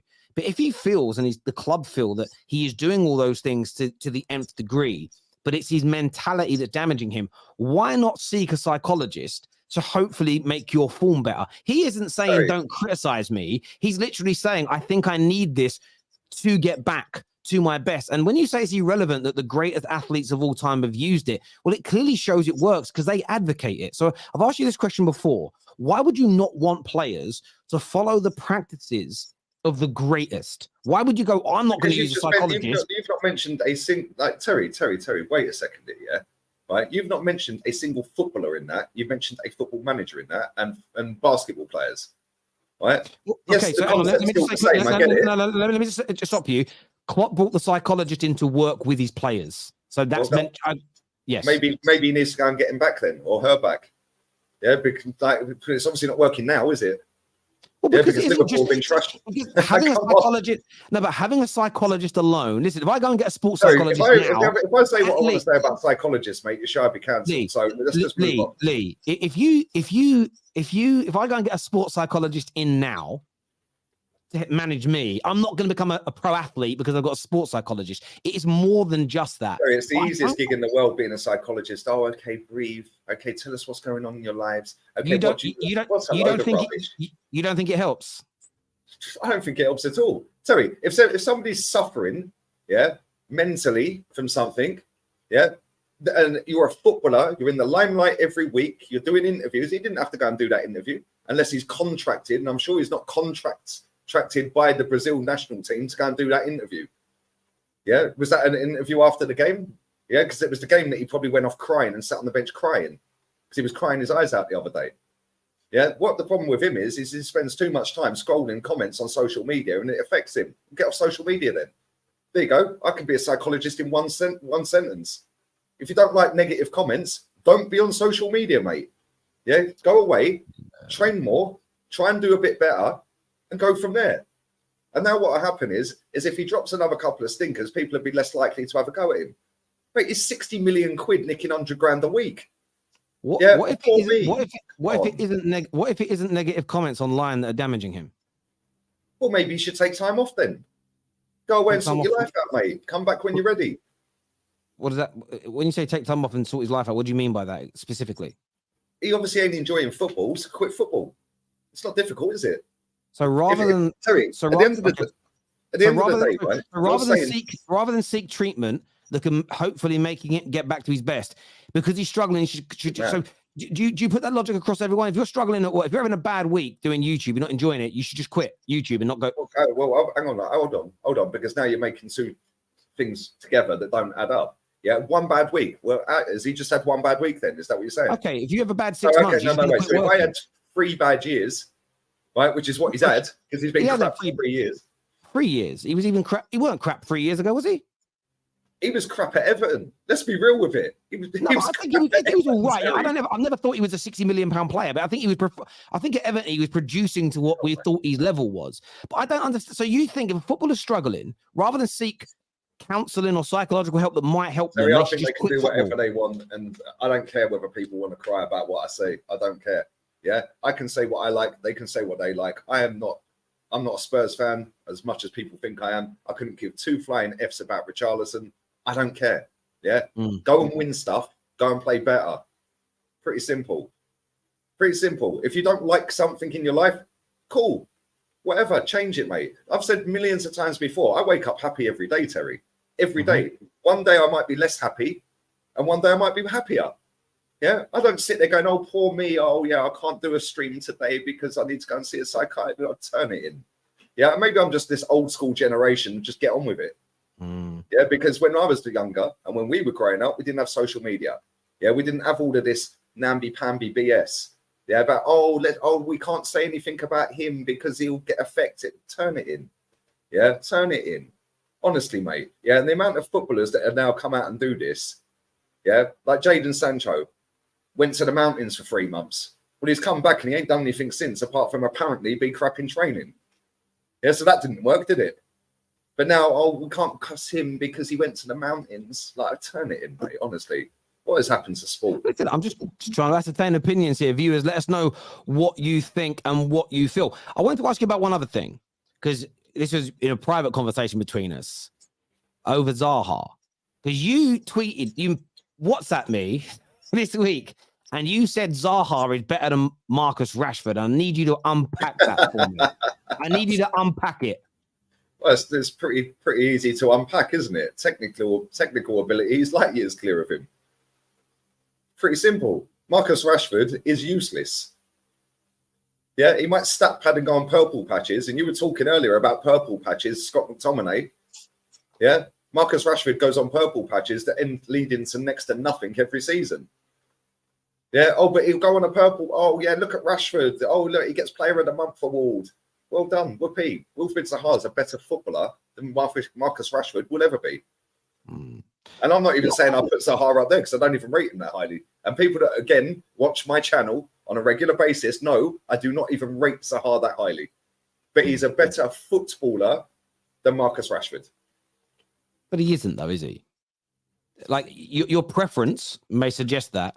But when you say that Rashford's goals have led to nothing, Rashford has more goals, more assists than Zaha, and has won 4, and those goals and assists have led to 4 major trophies in his career versus none of Zaha. So when you say Rashford's goals lead to nothing, those goals have come in runs of won 2 League Cups, an FA Cup, and the Europa League. That's what nothing in most seasons, is what I said. Okay, but again, so four trophies is what's come from Rashford's goals and assists, and you say that trophies are the epitome; they're what we're all in football for. So Rashford won 4 versus 0, has more goals and assists in the area. You say Zaha's better. I even had a look at some of the other statistics you could look at. So pass completion, dribble rate, success, cool. How many trophies has Johnny Evans got? And everything else, right? That's great. And, I don't look at stats, Terry. Rashford, again, statistically speaking, Rashford outstrips him in everything. Dribbles, pass completion. This is the last 2 seasons as an example. Even when Rashford's having a terrible season, it's still been better than him. So when it comes to stats, Rashford outclasses him. When it comes to consistency of outputs and delivery in games, Rashford beats him. When it comes to winning trophies, which is you say is most important, is him. The only thing Zaha has over him is what you prefer to watch as a football player in terms of. Let's go back to what you said earlier about Jadon Sancho is better than Marcus Rashford. Now compare the two. Yeah, so, again, on basis alone, not what you said an hour ago. I'll respond to that perfectly. Jadon Sancho definitely has better ability than Marcus Rashford, but Marcus Rashford is a better professional football player. Having great ability and great technique. Zaha's got more ability than Marcus Rashford. Yeah, but that doesn't make you a better football player, because I actually think, listen, there's some freestyle footballers and people like Jeremy Lynch and these guys on technical ability. When you watch them move and play with a ball, are out of this world. But they are not better. They're not better professional football players than people currently playing in the Conference League North, because they're not good enough to be there. There's a difference between technical ability and a professional football player. There's probably people that play Sunday League. Some of them will probably have maybe Saturday League and County League football, who have better technical ability than some Premier League football players, but they're not better professional football players. There are some boxers who have better boxing technique. Derek Chisora, we've spoken about him before. There are probably Olympic boxers at heavyweight division that are technically better boxers than him, but they couldn't beat him in a boxing fight, a pro boxing fight. There is a difference here. So for me, I get what you're saying. And this is the thing for me. For years, people have said how good Zaha is. That's why Saudi wanted him and Galatasaray. If he was as good as everybody says, the PSGs and the Bayern Munichs and the Barcelonas would have wanted him, and none of them even sniffed. He went to Galatasaray. If Rashford was available now on the market, some of the biggest teams in Europe would want to buy him. So to say that Zaha's better because of a technical ability, it's not how football has ever been and ever will be judged, in my opinion. I just said he's got more ability. He's a better player. He's got more ability. He's not a better player. Well, it depends what you class as a better player and what I class as a better player, doesn't it? Because he is a better footballer, Terry. Let me ask you a question. How can you class somebody who as an attacker, scores less, assists less, dribbles less, creates less, is less consistent, and wins less? How can that be better than the other person? He's got more ability than him, Terry. But his ability doesn't. He's okay, fine. Terry, hold on a second. If his ability leads to less output, less consistency, less trophies, how is he better? Okay. Would you say? Let me compare a couple of Man United players over the years. Then, yeah. Mm-hmm. Right. Would you say Johnny Evans is better than Lisandro Martinez? Because Johnny Evans has got less ability than Martinez, but he's won a shed ton more. Okay, I'll answer so that. On that basis alone, I'll answer that. Let me answer the question before you say that. Context to my question. Right? I get the context, Lee. I get the context. Right, well, so do I. Johnny Evans. I get the context. Johnny Evans. Carry on. Johnny Evans wasn't influential in those trophies he won. It was Vidic and Rio that were the mainstay centre-backs in the Champions Leagues and Premier Leagues that Johnny Evans has trophies for. So the difference is this. If the question was who's better, Rio Ferdinand or Sandro, there's no doubt about it. But somebody that was a backup centre-back versus someone now who's playing as a full-time centre-back is different. However, Johnny's achievements are better. But Johnny Evans, whether we had him in our squad or not, we would have still won those trophies. So for me, it's a false equivalence. Okay, well, let's use Mike Smalling then. Mike Smalling, yeah, is he a better centre-back, yeah, than Lisandro Martinez? Or again, Chris Smalling is exactly the same example as Johnny Evans at Manchester United. He was playing for Man United. Hang on. Exactly. He was, when we were winning those major trophies, Chris Smalling was a backup to the main two centre-backs. So again, it's a false equivalence. Well, it's not really, is it? Because if you actually go through their careers and actually look how many games they played for Man United, you can't call them backup centre-backs, can you? Okay, but again, no, I can call them backup centre-backs. When the seasons, where a lot of their games came, was from the summer of... It doesn't matter where their games came. It doesn't matter, Terry. They still played them games. Let me explain. No, let me explain. Let me explain why it does. You're going to do yourself here. Let me just explain it rather than saying what you said. Of course, it matters when the games came. The vast majority of the starts and the game time they had came after Fergie retired, when we stopped winning the trophies, when the Vidics and the Rios left. When we were winning, so when you look at their trophies they've got at the club, barring the FA Cup that Smalling won under LVG, and I'm not sure if he was still at the club when we won the Europa League and that the year later, but he might have been on the bench. Those guys weren't playing. Johnny Evans had already gone. So in the 3-year period where we stopped challenging, that's when they were starting loads of games. Prior to that, they only ever really played if Rio or Vidic were injured, and it was a team around them. They were not, Smalling and Johnny Evans were not key influential players in us winning trophies. So it's a false equivalence, like I said. Well, they are key. Everybody, Pascal Segan was key in us going invincible. Would you? So you think he hardly played? So do you think Pascal Segan, without him, you guys wouldn't have won the league that year? Well, we'll never know, will we? So you think Pascal Segan? So why is Pascal Segan not on that ball behind you? Hang on. You saying that Pascal Segan is as good as like the Sol Campbells? Is that what you're saying? Was influential? I'm just saying exactly what you said. You're saying that a non-instrumental player in that team that only plays here and there, and the subs appearances and comes on when the player's injured and stuff like that is not instrumental to winning a trophy. Yeah, but that makes no sense then, because if that's the case, yeah, Pascal Segan was instrumental in us being invincible then, wasn't he? Again, I don't think he was influential. I think he played a part, but I don't think he's a key component. How much part do you think he played in that season? How many? I would be staggered if he started more than 10 league games. Well, he featured in 18. Okay, started is what I said.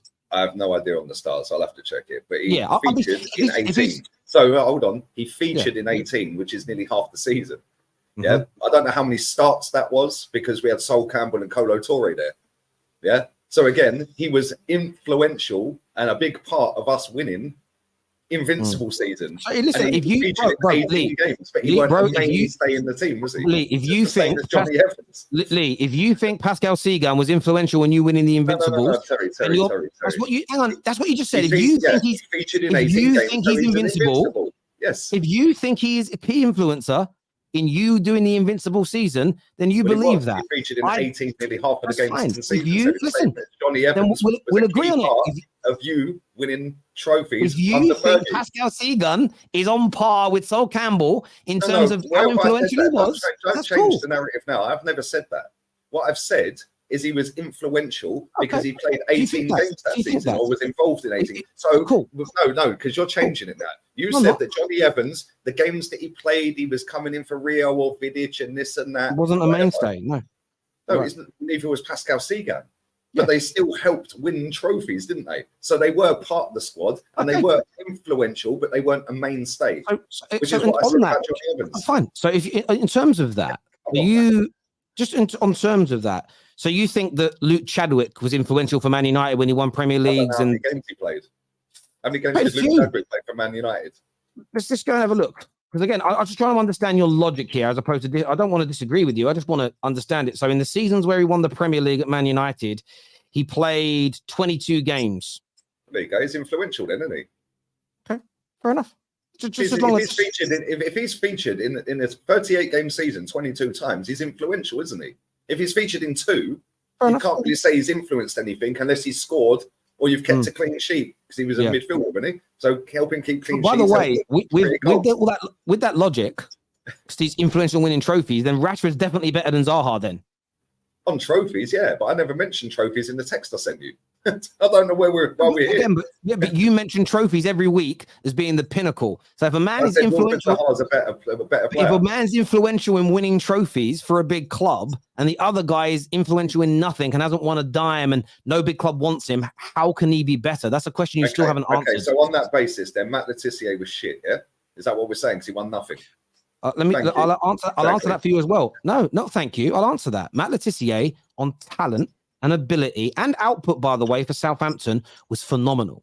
However, what we never saw Matt Letizia do is go to a club that you would advocate this, because this is your mantra, that has the standards of a City in modern day football, or a Chelsea in modern day football, or a Bayern Munich. We never saw Matt Letizia handle that pressure and deliver in those moments. So I don't put Matt Letizia on technical ability. Yes, he's there with everybody, but I don't put him anywhere near the top players in the Premier League era, because I didn't see him tested in title races, big Champions League nights, home and away. We saw Robert Pires. We saw Ryan Giggs. We saw David Beckham, Ronaldo, Mo Salah. We've seen all these guys tested at that level. So I don't put Matt Letizia anywhere near them, because they weren't tested mentally like those other players were. So no, you can't put Matt Letizia in a GOAT status, but what you can do is say he was an unbelievable footballer. Yeah, unbelievable technical footballer, but we don't know if he was better. Hold on, and he's better than a lot of players. Yes, it's different. Yeah, but again, Man United, Crystal Palace is different. Yes, I know Zaha went to United. It didn't work out. We all know why. Yeah, something to do with Moisey. Can I ask you a question? Would you say technically he's a better football player than Ray Parlour? Who? Matt Letizia. All day long. Yeah, but for me, I think Ray Parlour proved himself at the highest level of the game. Therefore, as a pro, he was. But there as a pro footballer, I'm siding with him, because I saw him deliver in so many amazing. Because you just admitted that Letizia is unbelievably gifted. Well, I think Zaha's unbelievably gifted in comparison to Rashford. Yes, and I agreed with you, Lee, and I agreed. You can have that. He's technically better. That doesn't make him a better professional football player. Doesn't make him a better footballer because he's technically more gifted. Because football isn't just about your technical gift; it's about everything else that you deliver. So that's all I was trying to. That's all I was really trying to ascertain there. Viewers, make sure you're hitting like buttons, please. Make sure you're subscribing to the Terrace. Neil O'Callaghan here says, just wanted to ask, and you might have both been asked this question, but taking the top 6 teams of last year, what combined 11 would you make based on the first round of games this season? Oh, the team that finished top 6 last year, who would be in your combined 11 this season? The whole Man City 11. Pretty simple. They won the league. No, I'd have Alisson in goal. I'd put Alisson in goal still. Man City. This is why I find it funny at Team of the Season at the end of the year. Team of the Season is the team that won the league. Yeah, that's it. That's it. So all these people shoehorning their favourite players in. No, Team of the Season is the team that won the league. I understand that. The 11 out of that team. But the team of the 11 is picking the best 11 individual players. You've just sat there and kind of said Zaha can be better than Rashford, not because of his individual technique and his individual ability. So why can't Team of the Year take a brilliant player from Arsenal and put him into a combined 11 just because his team didn't win the league? Again, that logic don't stack up, Lee. Well, it don't stack up if you don't want it to stack up, Terry. At the end of the day, Team of the Season is the team that won the season. Yeah, no, but it's not. It's not the best. The best team is the team that won the league, but you're picking the best 11 players to make team of the season. Okay, I'll give you another example here. Yeah, another example of an awards ceremony that's just taken place recently. Right, Erling Haaland has just won Player of the Year, Premier League Player of the Year, but he's also in young category as well. but Bukayo Saka wins it. Well done to Saka. He had a good season, but he didn't win anything. He had a good season output-wise himself personally, but he didn't win anything. So how can the best player in the Premier League, who's of a similar age, 6 months younger or older or whatever than Saka, not then win the young one as well? That makes sense. That I completely agree with you on. That I 100% agree with you on. If you're the player of the year, you should be excluded from young player, because if you're in that as well, you're both. Yeah. No, I 100% agree. Yeah, that makes 100% agree. Sense. Neil, thanks for that super chat, bro. Arteta is a real talent. We just signed him way too soon. Wish he did 5 years somewhere low profile before joining us. If we get rid of him now, with our luck, he'll bang at his next job. Interesting take there. Thank you for that super chat, bro. Over Havertz, for fuck's sake. Yeah, I mean, I'd start Troaasard over Kai Havertz 100%, 110%. He doesn't understand the effects of mental health, is what MK says here. I just get up and get on with it, mate. That's how I am. I just get up and go about my day. Yeah, we've all been in positions where we've thought, oh my God, this is the end. Oh, how can I pay the rent, or how can I do this? Find a way. Yeah, but unfortunately, we live in a society. Yeah, I mean, not every mental health is the same thing, though. So not every mental health is the same thing. Some things are, because I don't think you can compare someone who's feeling like at their wits' end because they're struggling financially to somebody that has bipolar. They're completely different mental health issues. So I think that's why when you talk mental health, you have to be very careful, because certain mental health conditions are uncomparable to others. It's just such a broad term, mental health, like stress, general stress. Just being stressed is a mental health issue, but it's one that most people can generally cope with day to day. Yeah, exactly. No, I get that. I don't understand Mikel Arteta's team selection when you have Troaasard and you play Eddie. Do you really want to win? Is what LD says here. Exactly. Great super chat and great question. That's not how team of the season works. No, that's not how team of the season works, because again, it has to be dramatized into everything in England. You have to dramatize a top four, which is now a top five. You have to dramatize the relegation battles heating up. Yeah, let's see who can get 200 million quid for being the worst team in the league. Yeah, but the guy who wins the team that wins the FA Cup gets 7 million. That makes sense as well. Can I ask you a question? You seem to not like anything about modern day football. Why don't you just walk away from it? Why don't you just walk away from it then? Just a genuine question. Because you said earlier that Richarlison should walk away because he's not happy. You don't like it. Why don't you just walk away from football? Genuine question. No, hold on. I enjoy my second channel more than my first channel. Yeah, because my second channel, I don't get like this. I'm chill on that channel. People that watch it know that I'm just chill on there, mate. Yeah. And I can appreciate good football and good football clubs. Yeah, Real Madrid, Man City right now. Yeah, they've been elite. Yeah, the fact is, Terry, I can't just throw my club in the bin. It's that you can't change your club. Everyone says that. Well, some people do. I'm not saying you can't change your club, but you could just go, do you know what? What football has become, I don't recognize it anymore. Terry, it's hate it. I'm walking away. That don't mean I don't want to watch it.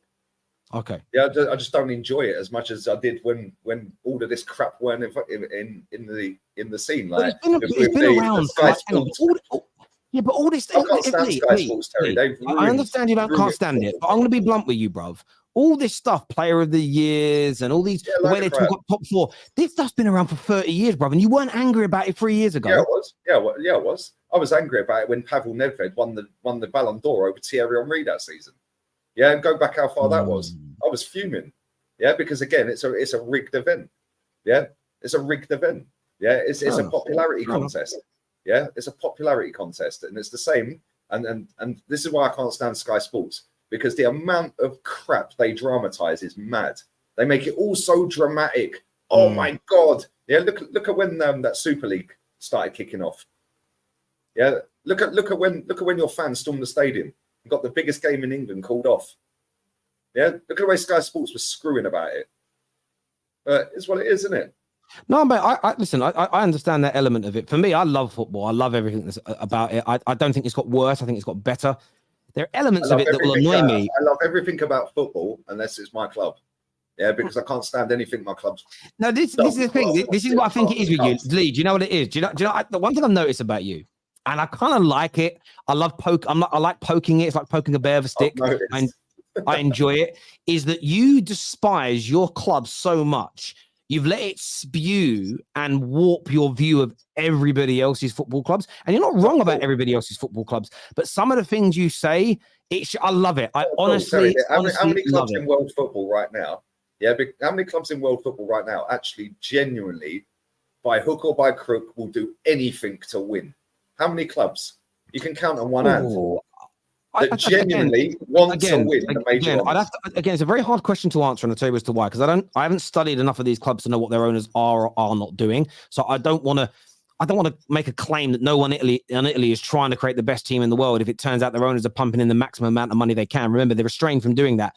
And this is what I would say to you. The reason that's changed, though, and this is why I don't think you should be blaming all the clubs, is you yourself have said that FFP is there to stop owners from pumping money into their club. So there are lots of owners out there who might want to pump an extra £500 million into their club, but they can't because of FFP. Therefore, without doing the research and understanding why they're not doing it, training ground, for God's sake. No, you can't do it like that. You can. No, Lee. There's ways around it, you can't. How has Tom Bowley come into the UK, walked straight into Chelsea Football Club, and spent £1 billion? I tell you, ways around it. Yeah, Lee. That way, yes. That way, yes, by amortizing over an 8-year period, but the spending will have to slow down. Also, they believe through their contacts and the sponsors they're going to bring in that are nothing to do with them or Clear Lake, that they're going to raise extra capital to cover that over a period of time. So you can't just Todd Bowley can't just sponsor the training ground and call it Todd Bowley's man cave. Do you know what I mean? And throw £300 million, and you can't club every year. You can't quite do that. It says that. But you have changed, Lee. That comment's hilarious. Man said make post boxes. This is Lee just finds a way. Just find a way to support Arteta, bruv. When he starts giving me something, to support. Yeah. Make it make sense. Some of these signings are shit. What is the board and Arteta trying to do? We are supposed to be trying to win. Is what Oliver says. He sounds like a real one, bro. Always. I like that. But you have changed though on how you judge players as well. And there's been a viral clip that's gone around. I might save it till next week's show. Actually, This is a viral clip of Lee that's gone around. But take a little listen to this. We should be in for the likes of Bruno Fernandes. Bruno Fernandes, what a player. Yeah, that is everything our fans think Mesut Ozil is or has been. His levels above Ozil. That was Lee Gunner. Again, I hadn't seen this before, and I see you. I only saw it because you quote tweeted it. Look at my hair, man. Look at my hair. I know, bro. Look at your forehead. It was so small. Nah, we all get old, bro.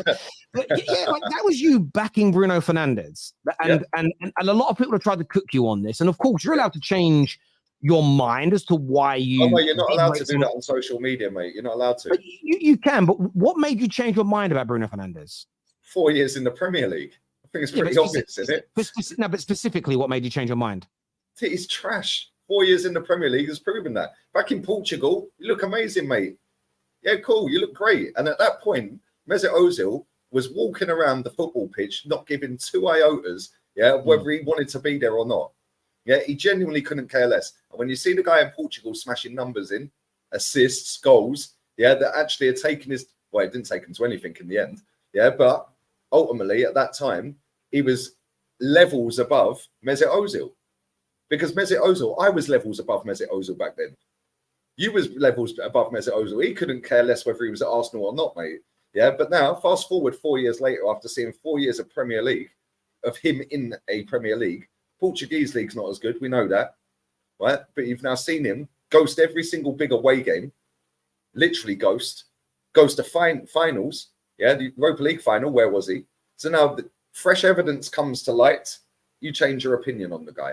But on social media, now, unfortunately, you're not allowed to do that because these people love to rewrite history. They love to go back to a clip from 4 years. In fact, it's over. How long's Bruno been at your club? 3 years. Nearly 4 years, isn't it?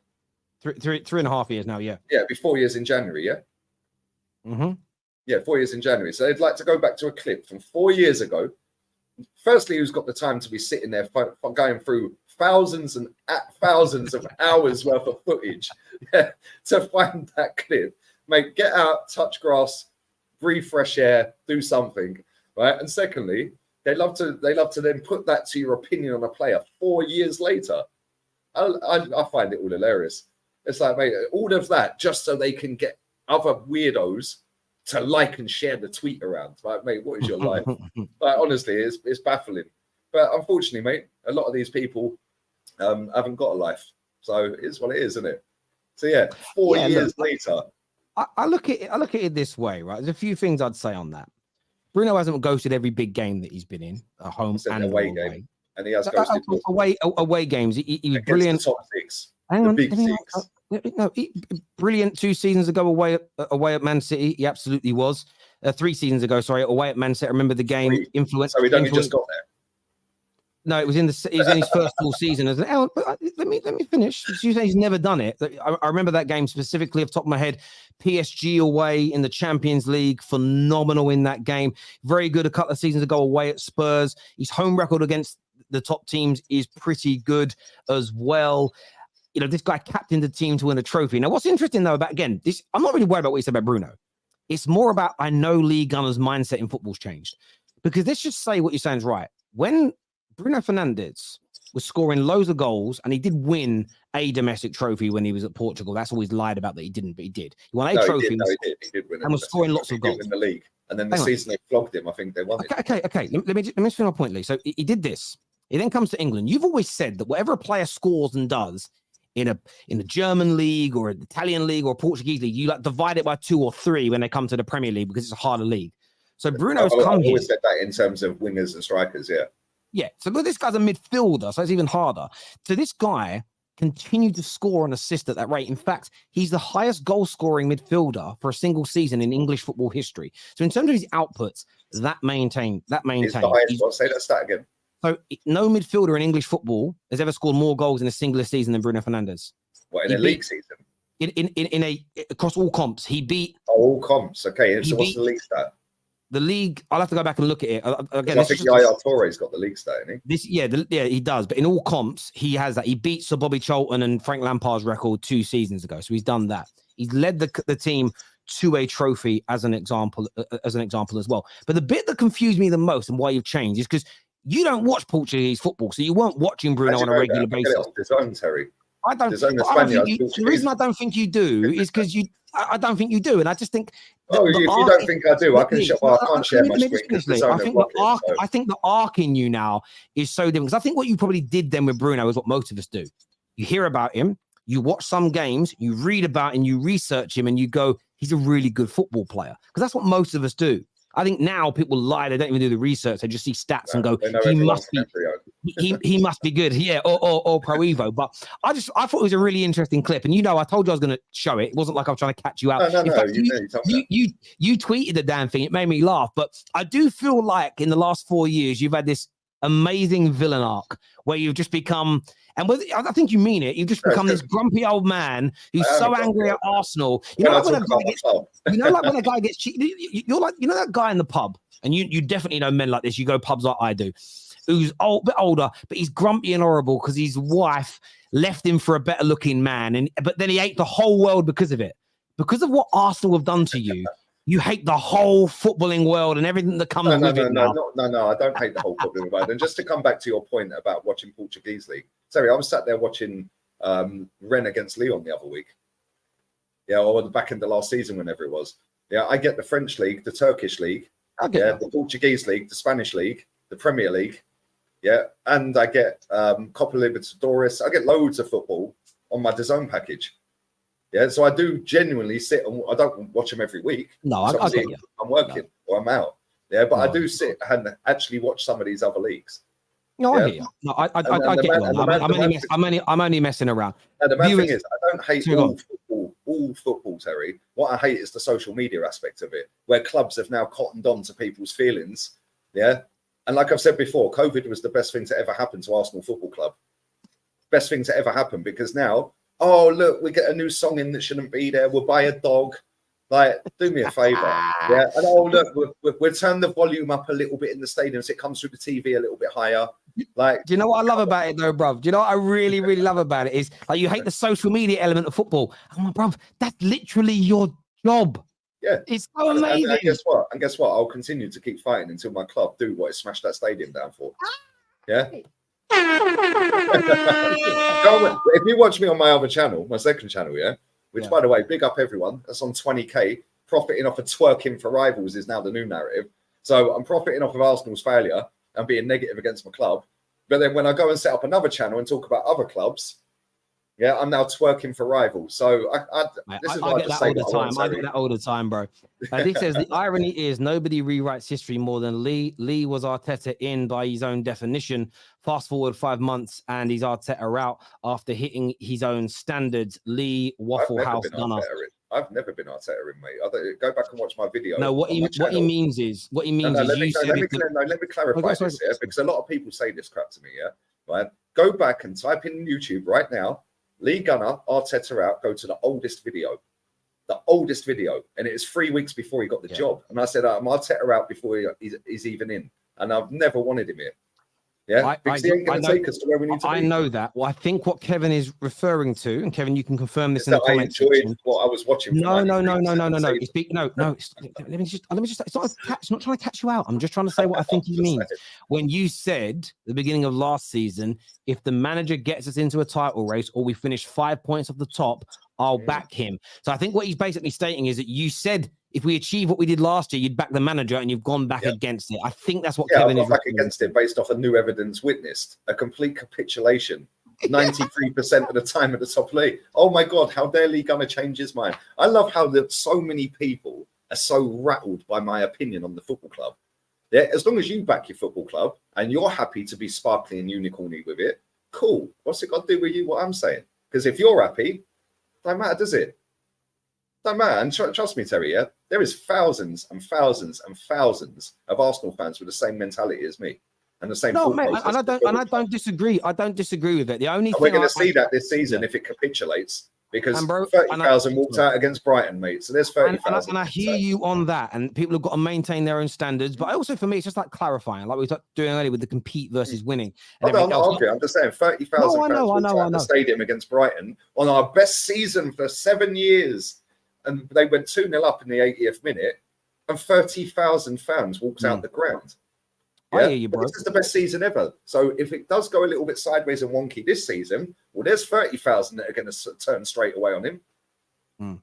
Listen, I hear you on that. Look, I want to thank the viewers for tuning in to us today. It's been a great show. I'll have some more content out later today. I don't know what I'm going to talk about yet, but something could be coming out. Oh, don't worry. Every Lee Gunner exposed. Top 6 show back tomorrow. Don Hassam on the show with me on Friday. Very much looking forward to that. Kevin's back here for Super Chat again. He says, it's the point that progress will never make you happy. Can't see the forest for the trees, mate. We're infinitely better than we were 3 years ago. Enjoy it. Okay, cool. Wait, 3 years ago, in fact, 3 and a bit years ago, we won the FA Cup. So that's factually incorrect because we ain't won nothing since. Yeah, progress, right? I see Mikel Arteta do a motivational speech on All for Nothing. Right, because it was all for nothing, right? Where he sat there and said, "What's better, the destination or the journey?" Right, and everyone's sitting there going, "Oh well, destination, the journey, this, no, the destination, because the journey's shit, and the journey has been shit. Hence why we haven't got to the destination, right? And not only that, furthermore, right, when people say about progress, I'll say this one more time for the cheap seats at the back: it is only progress if you win something.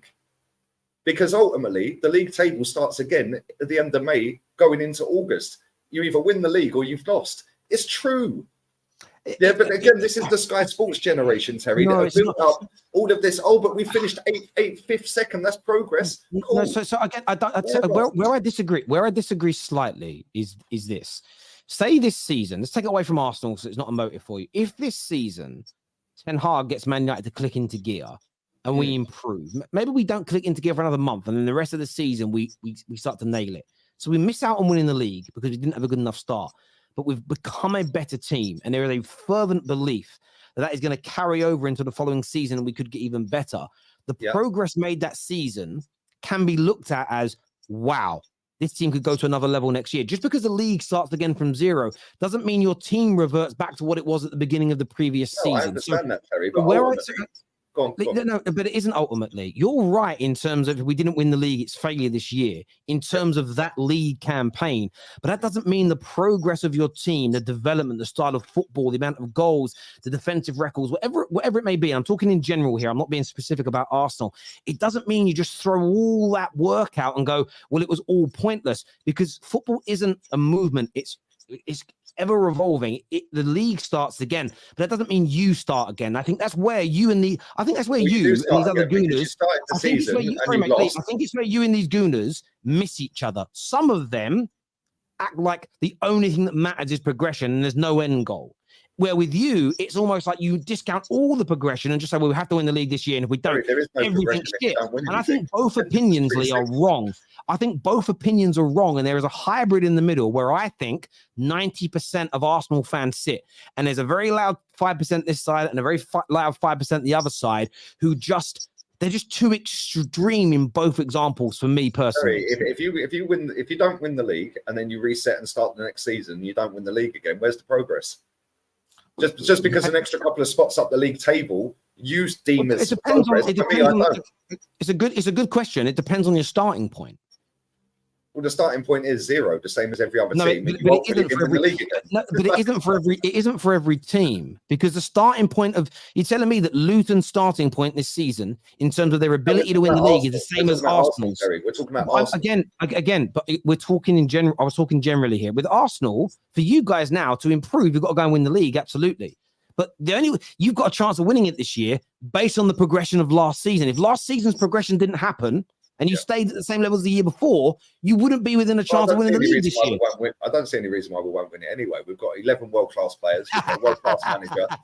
We've got a world-class training facility. We've got a world-class stadium. We've got an elite song that plays out every week. We've got a great dog.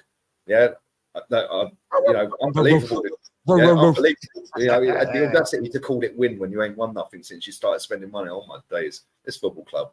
Anyway, well, listen, I hear you. Much love to you. Make sure I didn't miss any super chats. No, I did. Damien says, I love being a sparkly unicorn.